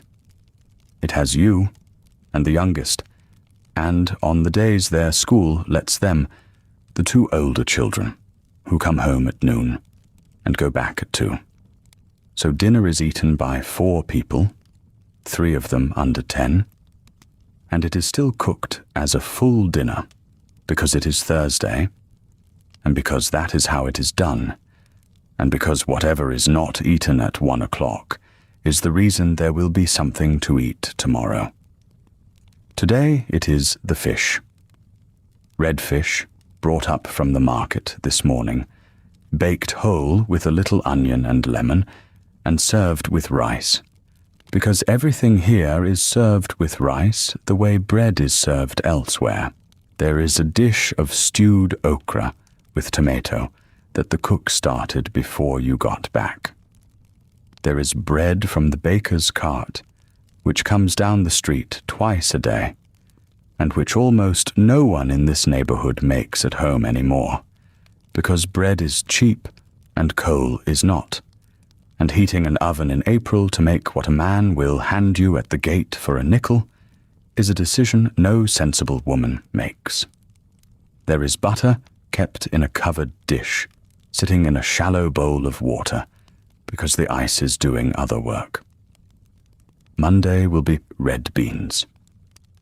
Monday is always red beans, in this house and in most of the houses on this block, and in a great many houses that would be embarrassed to admit they share a habit with the houses on this block. The reason is not tradition, or not originally.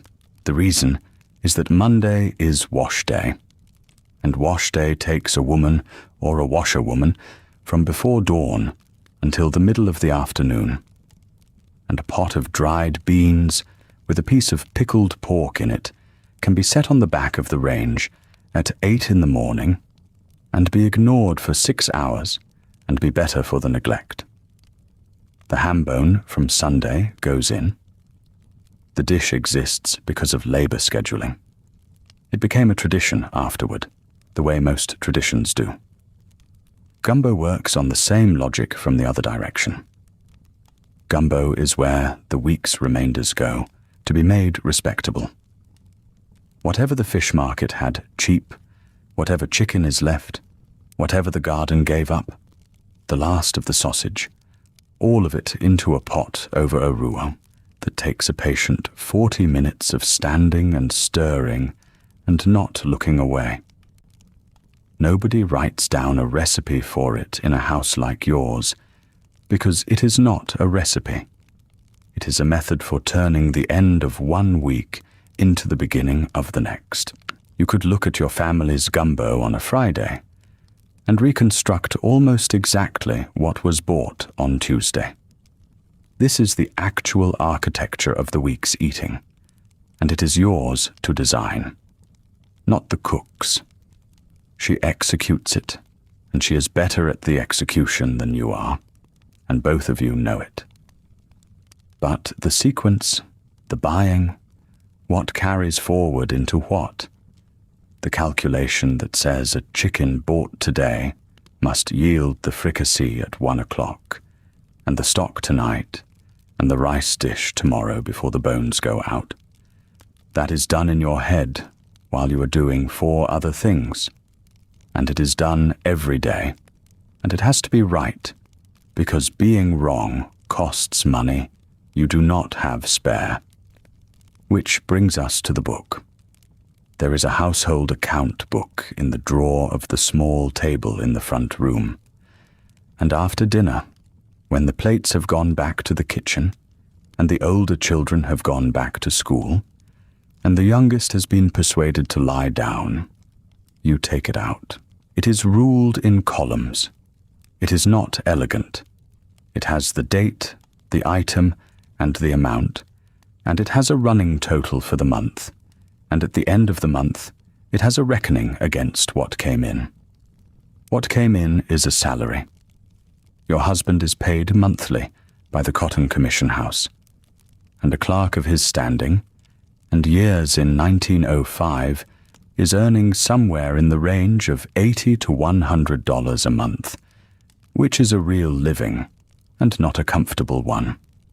Out of it comes the rent, which for a house like this one, raised 5 rooms and a gallery, in this part of Uptown, runs perhaps $18 or $20 a month. Out of it comes the cook, at something like $4 a week. The washerwoman, less. School fees.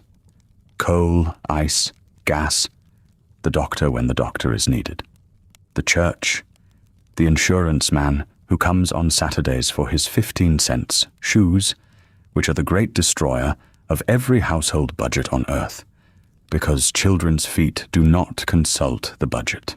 And out of it comes the food, which is your column, in your handwriting, day after day, in amounts of a few cents at a time. 15 cents of fish, 12 cents of eggs, a nickel of bread twice.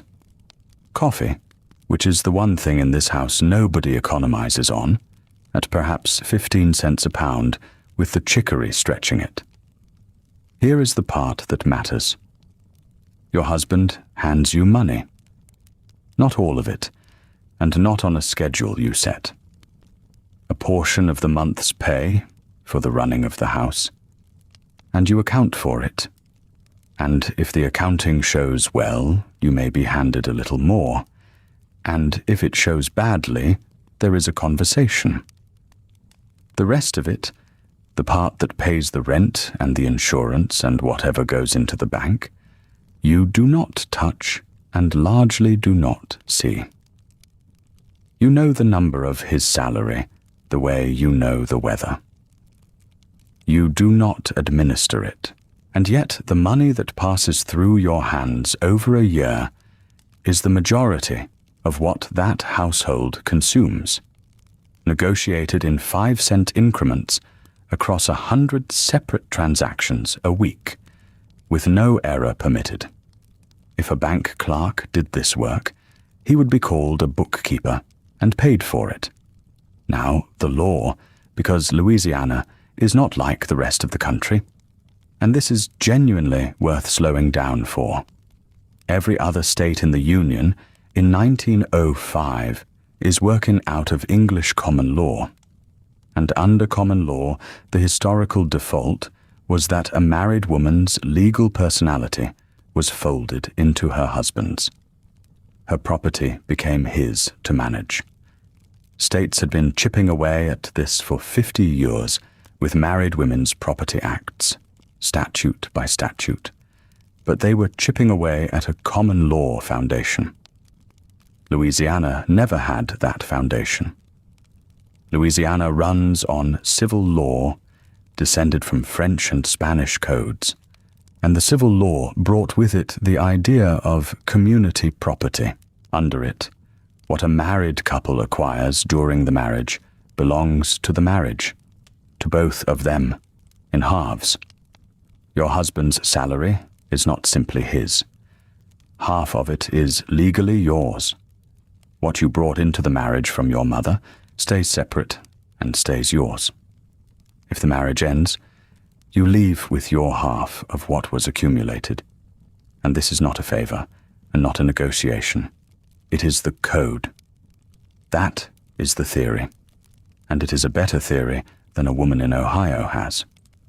The practice is thinner, because the husband, under that same code, is the head and master of the community, and he administers it. He may sell the community property. He may mortgage it. He signs. Your half is a real half, and it is real on the day the marriage ends. But on an ordinary Thursday in April, it does not put your name on the lease, or let you open an account, or give you a say in whether the money goes into the bank or into an unwise investment in somebody's brother-in-law's shipping venture. So you own half of a thing you may not touch. It is a better position than most women in this country hold. And it is not the position of a person who is free. And you are aware of the distinction in the way that people are aware of the ceiling of the room they live in. The book goes back in the drawer. The plates are being washed in the kitchen with water carried and heated, and the yard door is propped, and the heat has come all the way up now, past the point where anything useful can be done in it. This is the flat hour. Between 2 and 3, the whole city concedes. The shutters are pulled to on the sunny side. The cook sits on the back step with her own coffee, and does not move fast. The youngest is asleep across the bed with his arms out. On the gallery, the air stops entirely, and the only thing moving on Prytania Street is a dog going slowly from shade to shade. You do not sleep. You sit with the mending basket near the window, doing the smallest work you have, because you have not stopped since 5:30, and you will not stop again until well after dark. And this hour is the closest thing to rest that the day offers. By 3, the shade has come round to the front of the house, and the worst of it is over. You put the mending down, and you go up the stairs to change your clothes for the second time today. This is not vanity, and it is not comfort. The morning dress you have worn since 5:30 has been to the market and back on a streetcar, has been in a kitchen with a coal range going, has had a 4-year-old's hands on it twice.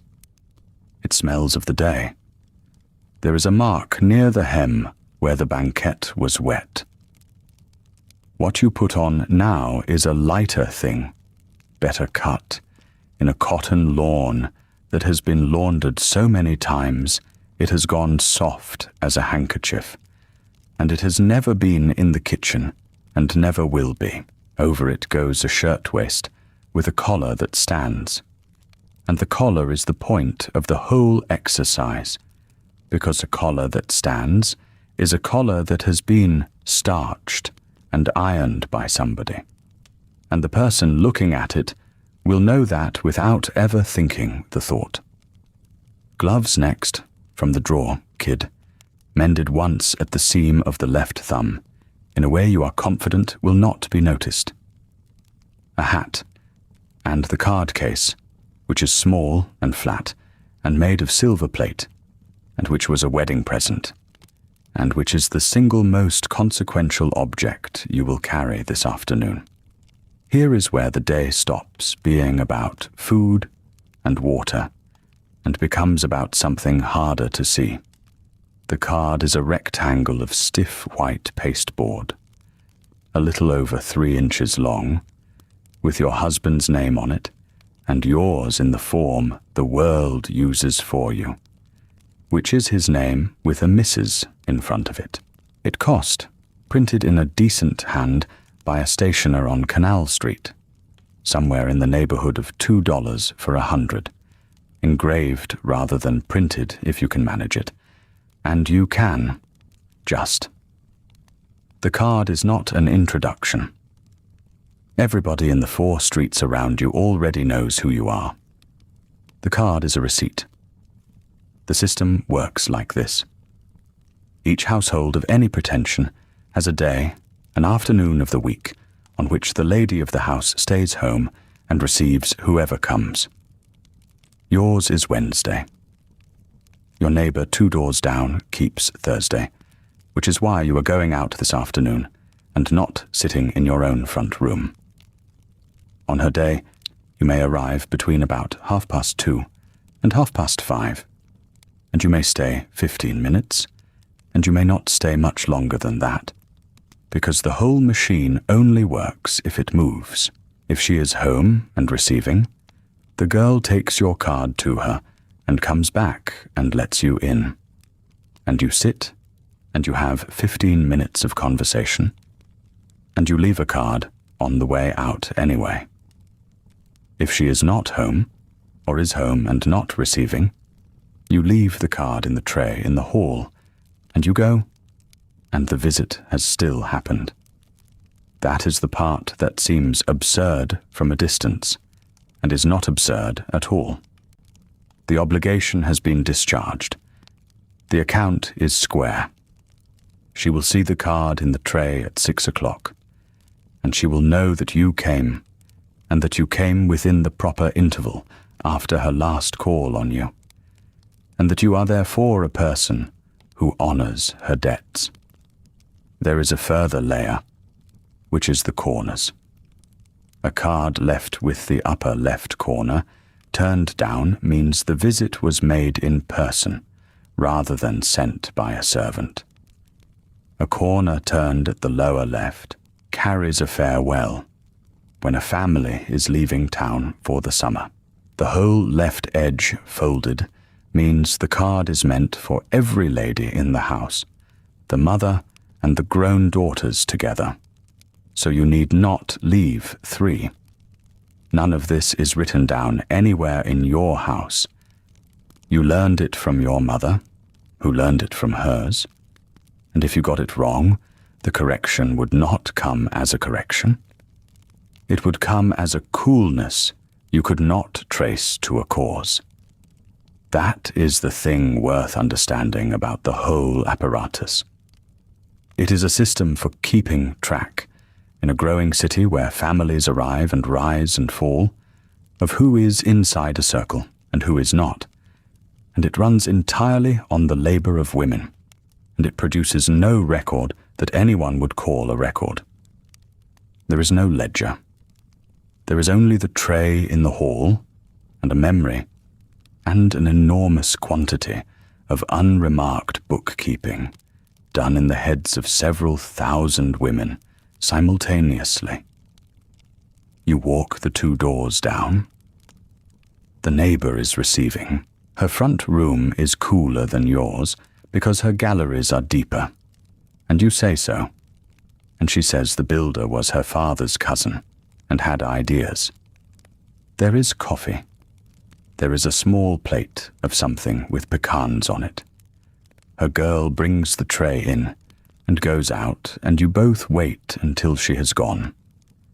And then the conversation begins. And if you wrote it down word for word, it would look like nothing. She asks after your youngest. You ask after her mother, who is in the back bedroom, and has been unwell in the vague, long, undramatic way that old ladies in this city are unwell in the spring. You agree that the weather has come early. She mentions, without any weight at all, that the woman who did her washing has gone to work for a household on Esplanade, and she is looking for another. You mention, with equal lightness, that yours comes Mondays and is reliable and has a sister.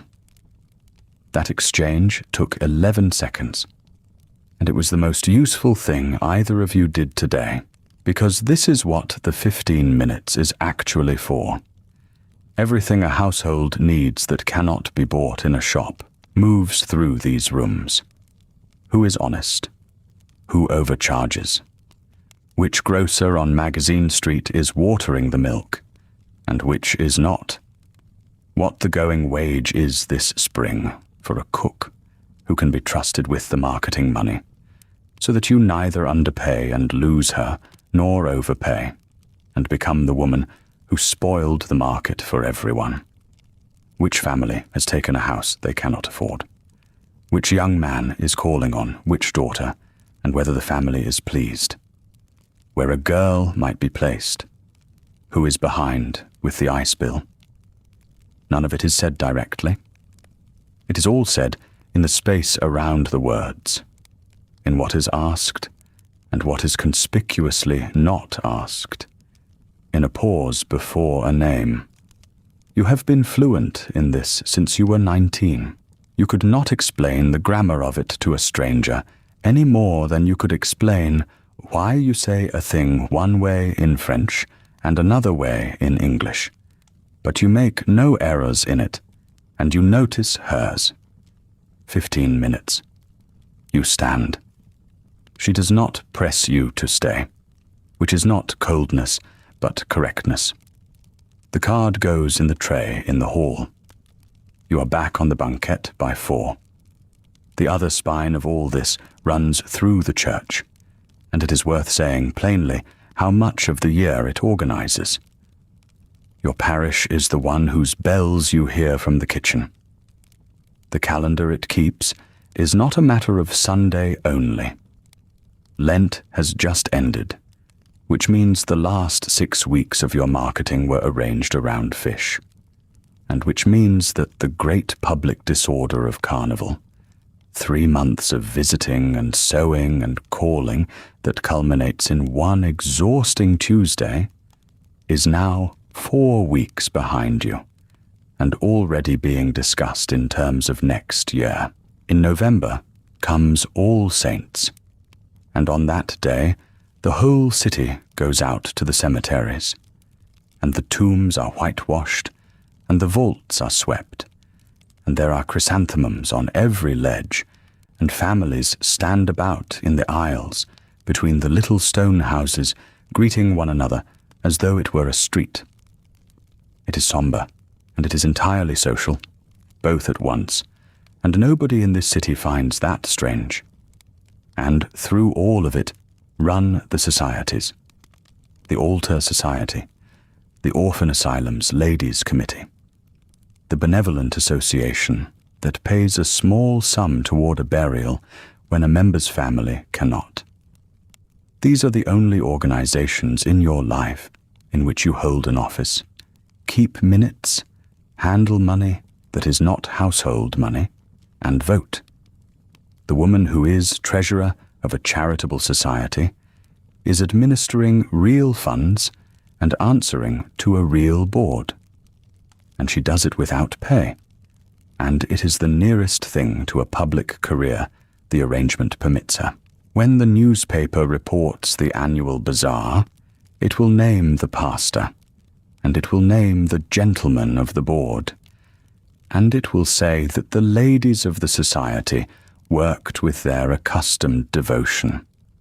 You come back up your own steps a little before 4:30, and the house has begun to move again. The shutters on the west side are being pushed too.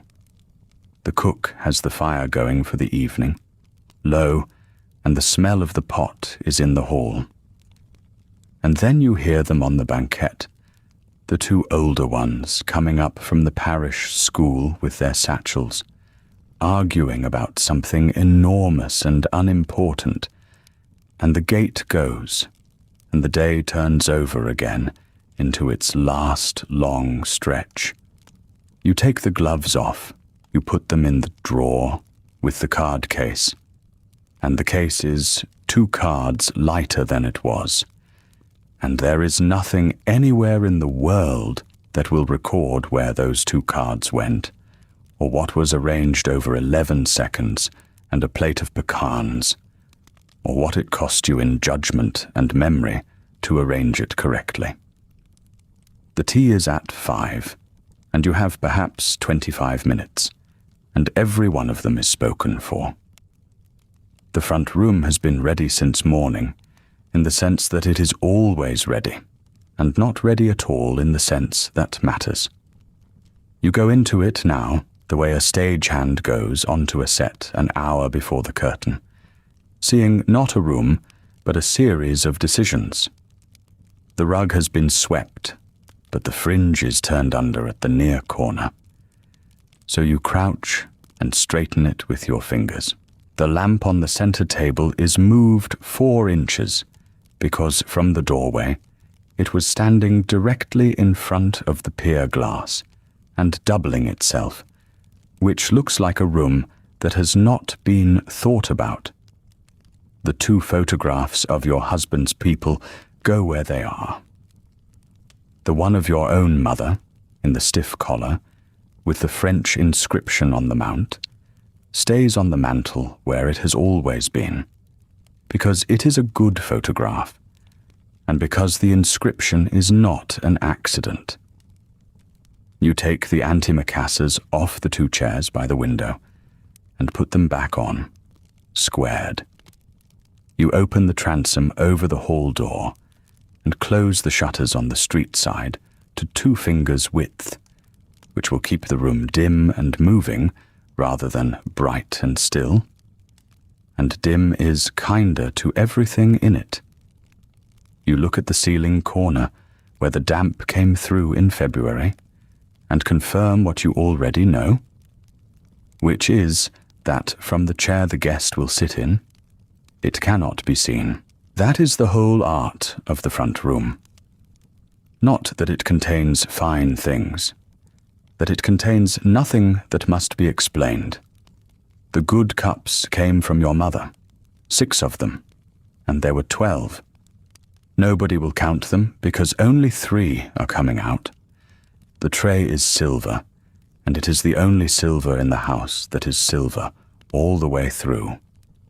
And it has been cleaned this afternoon by the cook's own hand and set on a folded cloth, so it will not be handled again before it is carried in.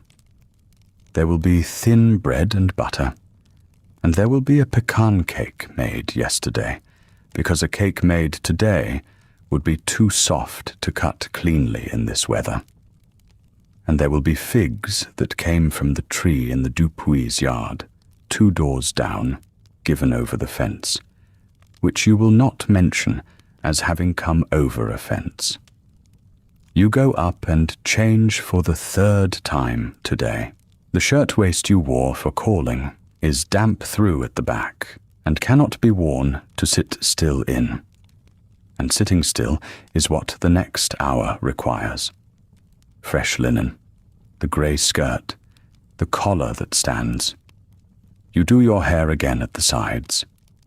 You look at your hands, which have been in the market and in the basin and in the mending basket since 5:30 this morning, and you find them acceptable, and you go down. She comes at 5:10, which is correct. On time to the minute would be eager. A quarter of an hour would be careless. Your husband's employer's wife is perhaps 50. Her husband is one of 2 partners in the Cotton Commission House on Carondelet Street, where your husband has kept the books and the correspondence for 9 years. She lives in a house on Street Charles Avenue that has a porte-cochere and a gardener who is there 3 days a week, and she keeps a cook, a housemaid, a nurse, and a man who does the horses and the yard, and every one of those people sleeps under her roof or in the quarters behind it.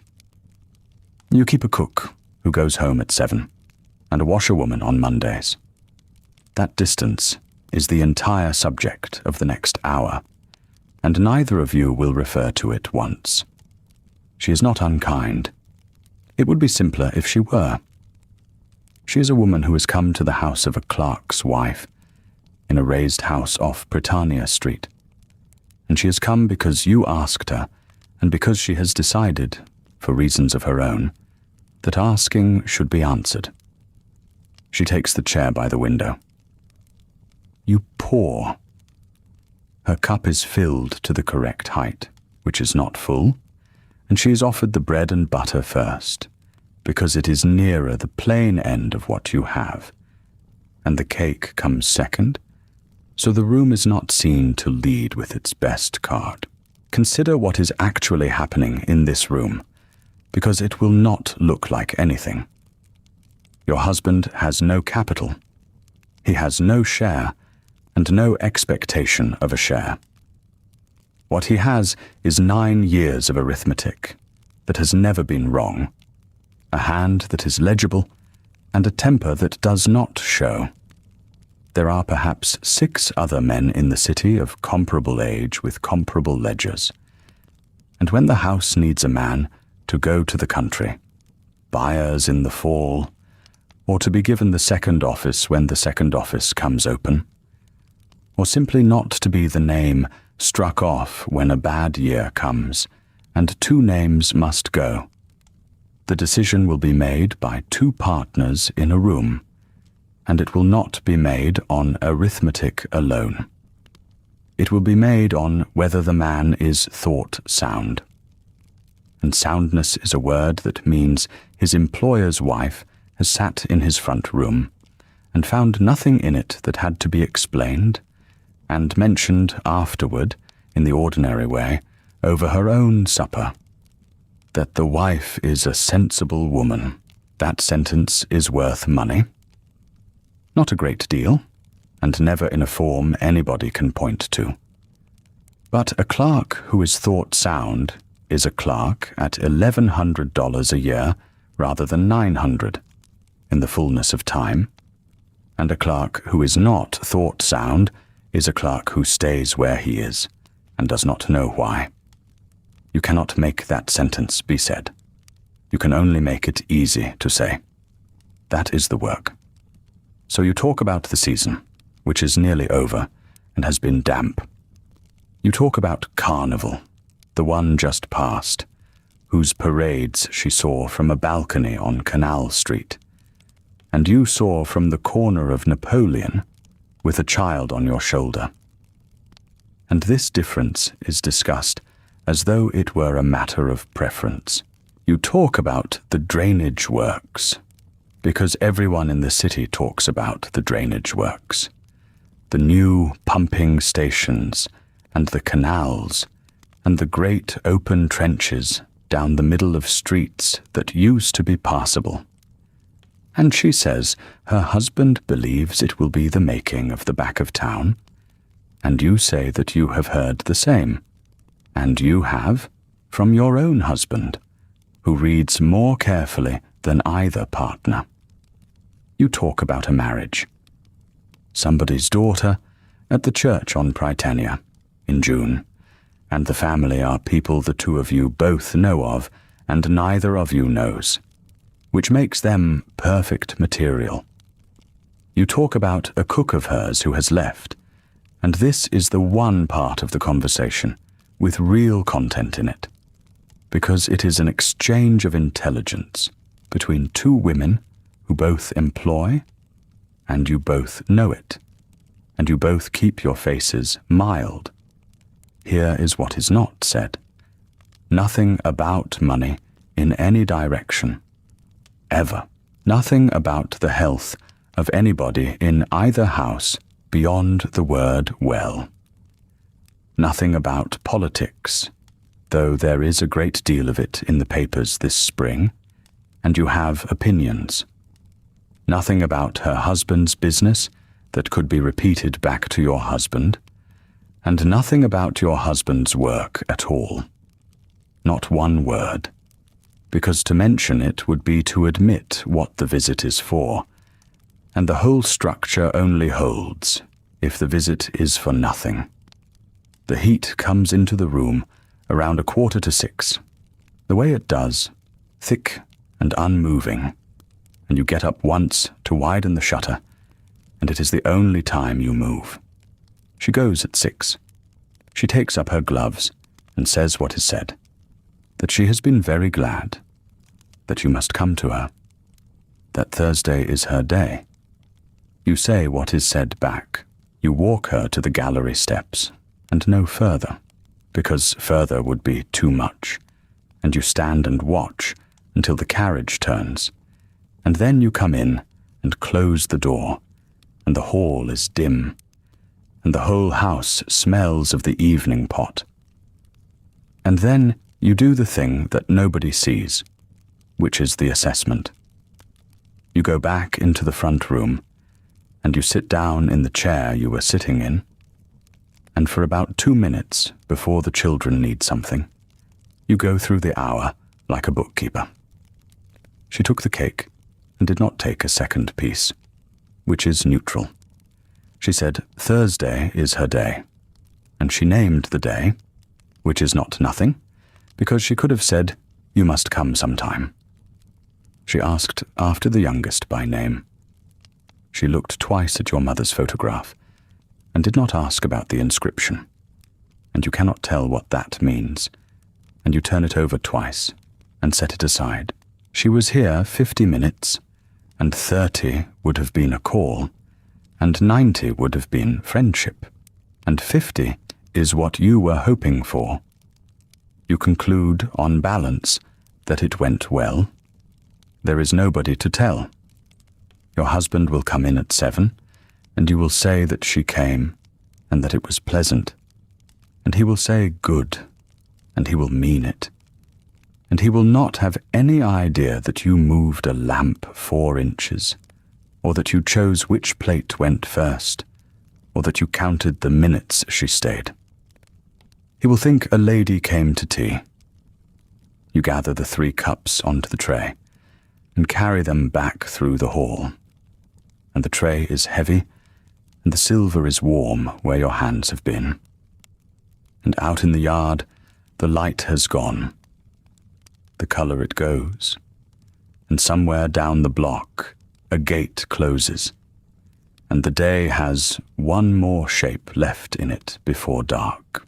The light goes first from the yard, and last from the sky, and there is a stretch of about 40 minutes in April, when the house is darker than the street outside it, and you move through the rooms in that soft blindness without lighting anything, because lighting things costs money, and because your eyes know the furniture.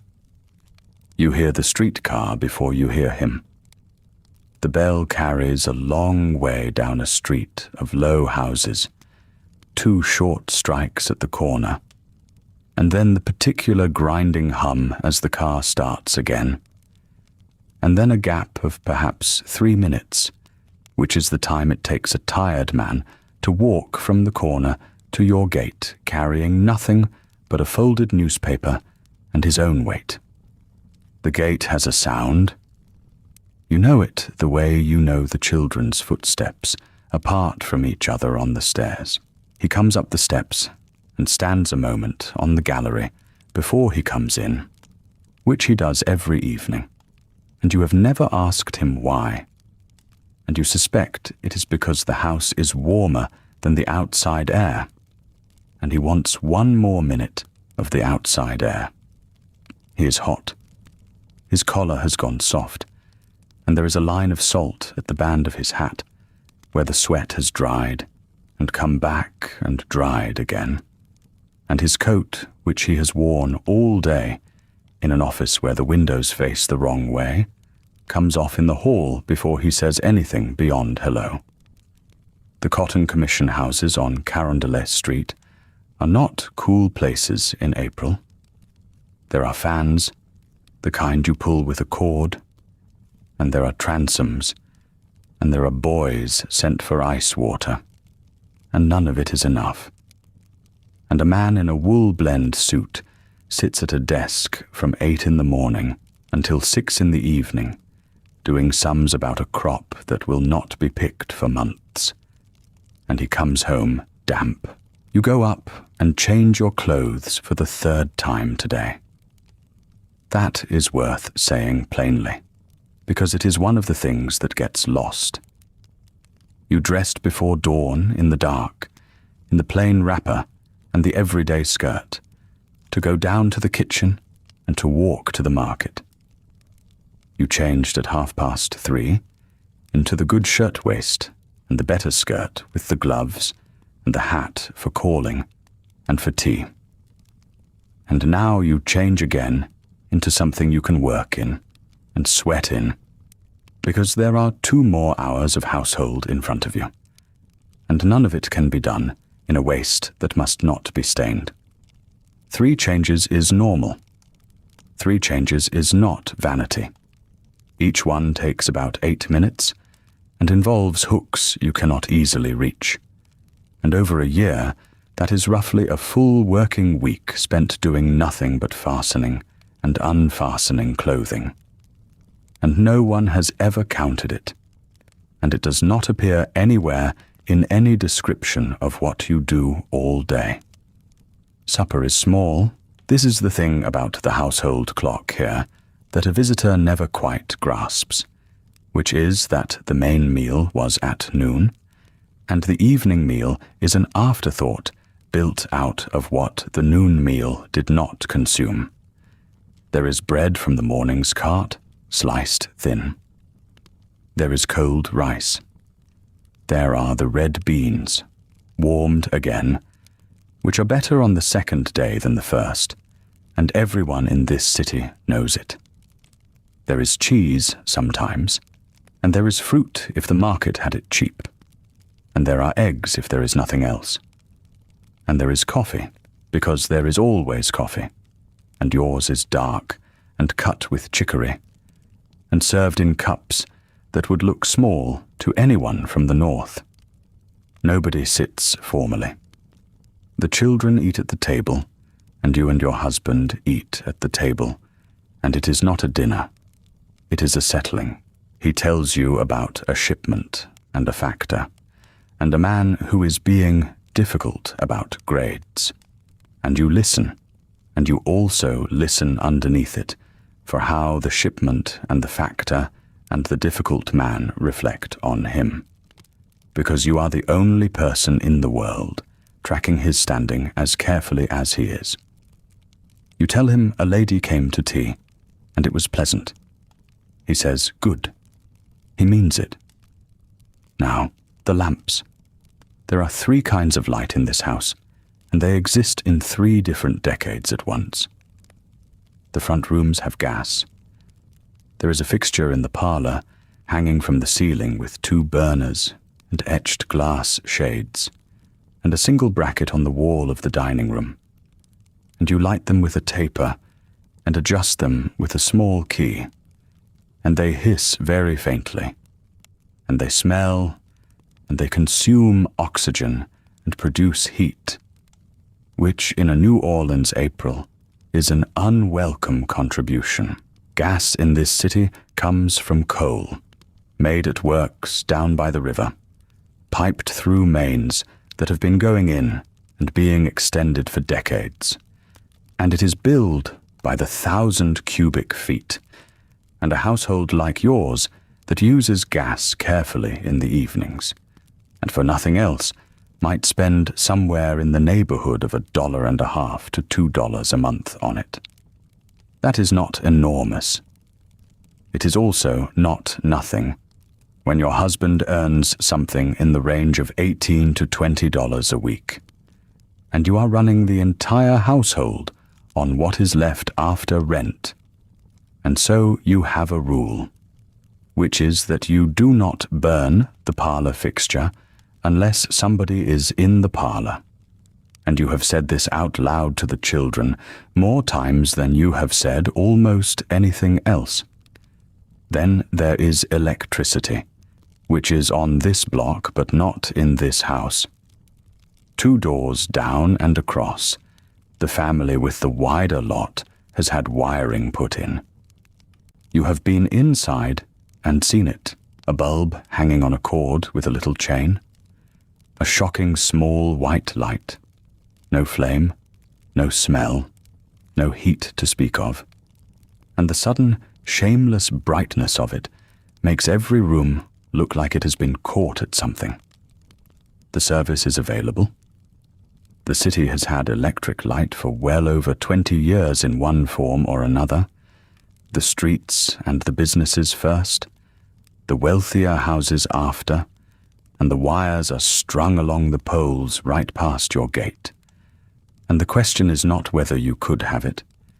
It is whether you can justify the cost of the installation, and the fixtures, and the monthly service, on a clerk's salary, in a house you rent rather than own. And there it is, sitting on a page in the back of your account book, written and not decided, the way certain things sit for years. You will get it, not this year. And then there is oil, which is what actually lights this house, because the back rooms have neither gas nor wire, and never will while you live here. Kerosene lamps, 3 of them, 1 for the kitchen, and 1 for the upstairs hall, and 1 that travels wherever it is needed. You clean the chimneys with newspaper because newspaper does not leave lint. You trim the wicks so they burn flat and do not smoke, and do not blacken the glass in an hour. You fill them from a can, and the can is refilled from the grocer, and the oil costs perhaps 12 or 15 cents a gallon, and a gallon lasts a good while at the rate you burn it, which is to say sparingly, which is to say only where somebody actually is, which is why, when everyone has eaten, everyone goes outside. This is the part that a photograph of the street would not explain. From about 7 o'clock in the evening until 9 or later, the entire social life of the block relocates to the galleries. It is cooler out there than in. It is free out there. It is lighter out there for another half hour, and after that the street lamps do a certain amount of the work. And the point is that up and down the row, every family is sitting on its own front gallery, within easy speaking distance of the next. Your husband takes the chair on the left, with the newspaper he will not read for another 10 minutes. You sit with the mending basket in your lap because you never sit anywhere without it. The youngest lies flat on the boards with her cheek on the wood, because the wood is cool, and the conversation moves along the street sideways, one gallery to the next, no one raising a voice much. The woman next door asking whether you had any luck with the shrimp today, and you saying you did, 12 cents, and her saying she paid 15, and being annoyed about it in a friendly way. and someone further down remarking on the digging on the next street over and how long the machines will be at it, and someone else's boy running the length of 3 properties on an errand that is mostly an excuse. It is not idle. It is the same information exchange you conducted this afternoon over cake and cards, done in shirt sleeves at a fraction of the cost, and you are just as attentive to it. By 8:30, the youngest has stopped answering. You carry her up. The 2 older ones follow with the resentment of people who know they are next.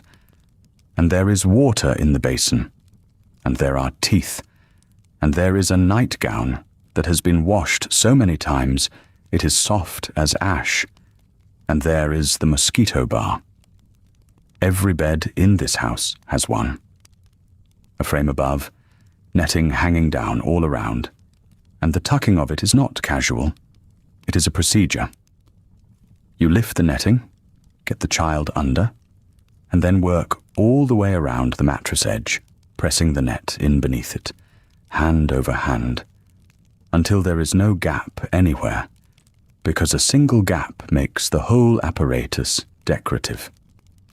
You have done this every night of your adult life, and every night of your childhood before that, and your mother did it.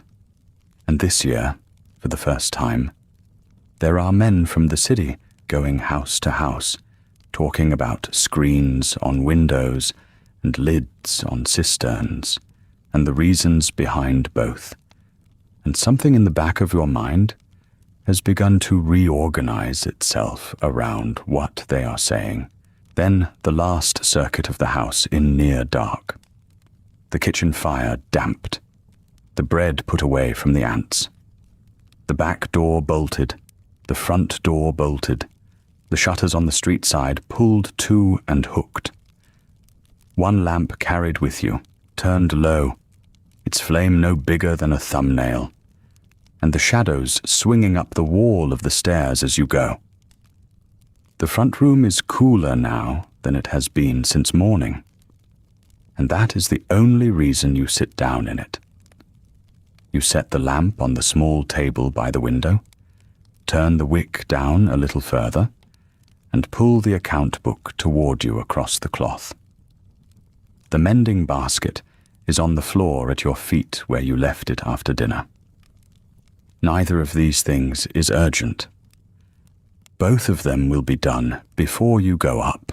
The account book is a plain ruled ledger bought at a stationer on Camp Street for less than the price of a chicken, and it has your handwriting in it from the first page to the middle.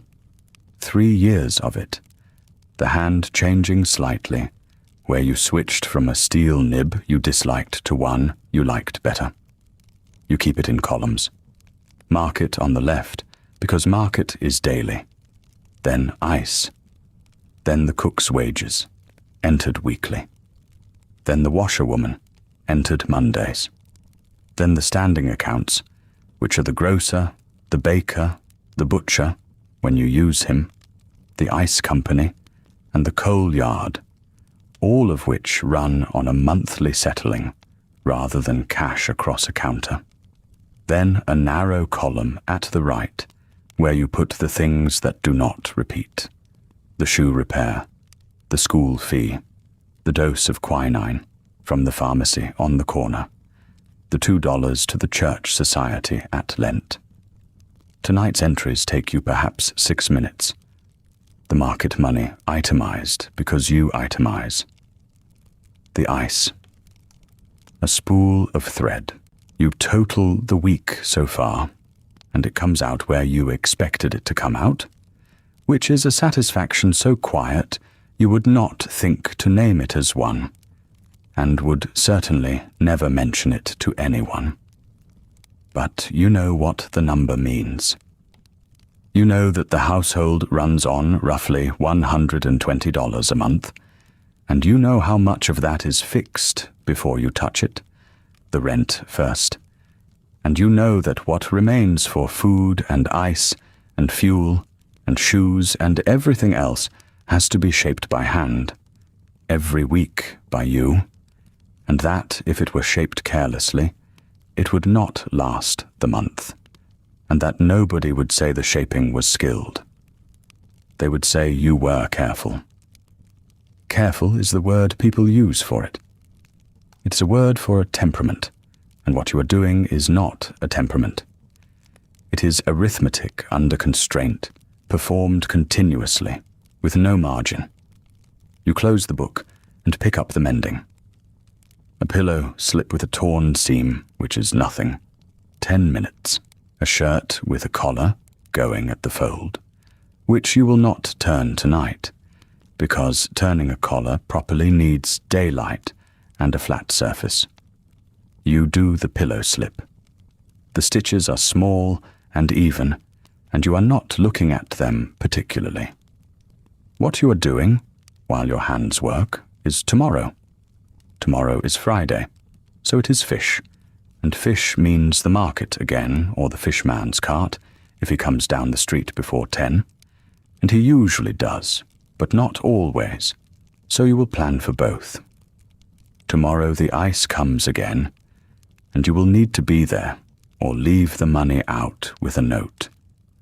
Tomorrow the youngest needs her shoes looked at, because the sole has begun to talk when she walks. And if it is only the stitching, you can take it to the shop on the corner for a quarter. And if it is more than the stitching, it is $1.50, and that $1.50 will have to come out of somewhere, and you already know where. Monday is the washerwoman, and Monday means the copper filled, and the fire going by 6, and the whole house given over to it. So anything that needs doing indoors must be done Saturday. There is a letter owed to your sister in Baton Rouge that has been owed for 11 days. There is the church society meeting on the 12th. There is the fact, filed somewhere behind all of it, that the woman who came to tea this afternoon will mention the visit to her husband, and that her husband is the man who decides certain things about your husband's position, and that this is now underway and out of your hands. None of this is written down. There is no place where it is written down. It lives entirely in your head, refreshed daily, revised continuously, and it has never once been mislaid. Let us be exact about what that is, because this is the part that gets lost. Over the course of this single Thursday, you have done purchasing, which involved price comparison across multiple vendors, quality assessment of perishable goods you cannot return, and negotiation conducted in 2 languages. You have done budgeting against a fixed income, with a month's horizon and no reserve. You have done scheduling, coordinating the arrival of a daily cook, a weekly laundress, an ice delivery, a bread cart, and 3 children's school hours around a single kitchen and a single fire. You have done staff management, which meant directing a woman more skilled than you in her own trade, without either insulting her or losing authority, and doing it again tomorrow and the day after, indefinitely. You have done facilities management, opening and closing a house against heat and water and insects according to rules you learned by living, and now apply without thinking. You have done public relations for your husband's employer, in your own front room, on your own labor, at your own expense. Any one of those, done by a man, in a building with his name on the door, would be an occupation with a title. And it is worth saying plainly that you are good at it. Not adequate. Good. The house runs. The money holds. The children are fed and clothed and at school. The cook stays year on year, which is not nothing, and is in fact the clearest measure of your competence available, because cooks in this city can leave, and do, and the ones who stay, stay for reasons. The tea this afternoon went well, and you knew it went well, and you knew why within a minute of the front door closing. There's real satisfaction in this. Not the kind anyone celebrates, but the kind you feel in your own chest when the week's totals come out right and the ice lasts and nothing spoiled. That is real. Do not let anyone tell you later that women of your position were bored. Boredom requires a lack of anything to do. And here is the other thing, held at the same time, not instead of it. None of it is recorded anywhere under your name. Your name, in fact, appears on almost nothing. The accounts at the grocer and the baker and the coal yard are in your husband's name, and it is his name the bills are addressed to, and it is his credit those bills are drawn against, though it is you who orders, you who checks, you who settles. The lease is his. The furniture is community property under the civil law of this state, which gives you more standing than a woman in most of the rest of this country would have, and still leaves him the administrator of it. When the household is described by other people, and it will be, in a directory or a census or in conversation at his office, it is described as his household, with his occupation attached, and your entry beside it says nothing at all or says the word that means nothing at all, and underneath everything, the arrangement rests on a single point of failure that is not you. It rests on a salary paid monthly by a cotton commission house on Carondelet Street to a man who is not in this room. You have no claim on that salary independent of him. You have no earnings of your own, no trade you could resume, no way to convert 20 years of purchasing and budgeting and management into a wage anywhere, because the market does not buy it and would not know what to call it if it did. If the cotton house fails, and cotton houses fail, everything you have built dissolves in about 6 weeks. If he is ill for a season, the same. Your skill is total, and your position is entirely contingent. And those two facts sit side by side, and neither one cancels the other. That is not a judgment on him. He was on the streetcar at 7:30 this morning, and back on it at 6, in a wool suit, in April, in this heat, doing work he did not choose either. It is not a judgment on you. You did not design any part of this. It is an observation about the shape of the thing, the shape that puts one person's labor on the ledger and the other person's labor into the air, where it holds the whole house up and cannot be seen. The pillow slip is finished. You bite the thread rather than get up for the scissors, which your mother would have had something to say about, and put the needle back in the cushion. The house makes its settling sounds. Upstairs, the youngest has kicked something once and gone quiet again. Out on the street, a dog goes past with somebody behind it, and then the sound of both fades toward Britannia and does not come back. You go around and check the shutters one more time, though you check them, hooking each one and feeling the small resistance of the catch. In the kitchen, the icebox gives up a slow drip into the pan beneath it. One drop, and then a pause, and then another, working through the block you bought this morning, which will be 2/3 gone by tomorrow evening, and will need replacing, and the pan will need emptying before it overflows, and you will remember to do it because you always do. You take up the lamp. On the stairs you turn the wick down until the flame is a thin blue line, and then nothing at all, and the dark comes up gently, and the house is only its own shapes, and the faint grey of the transoms above the doors, and outside the last gallery on the street has emptied and gone in, and there is nothing moving now but the warm air coming through the shutters, and the water in the pan, and the long quiet before it all begins again.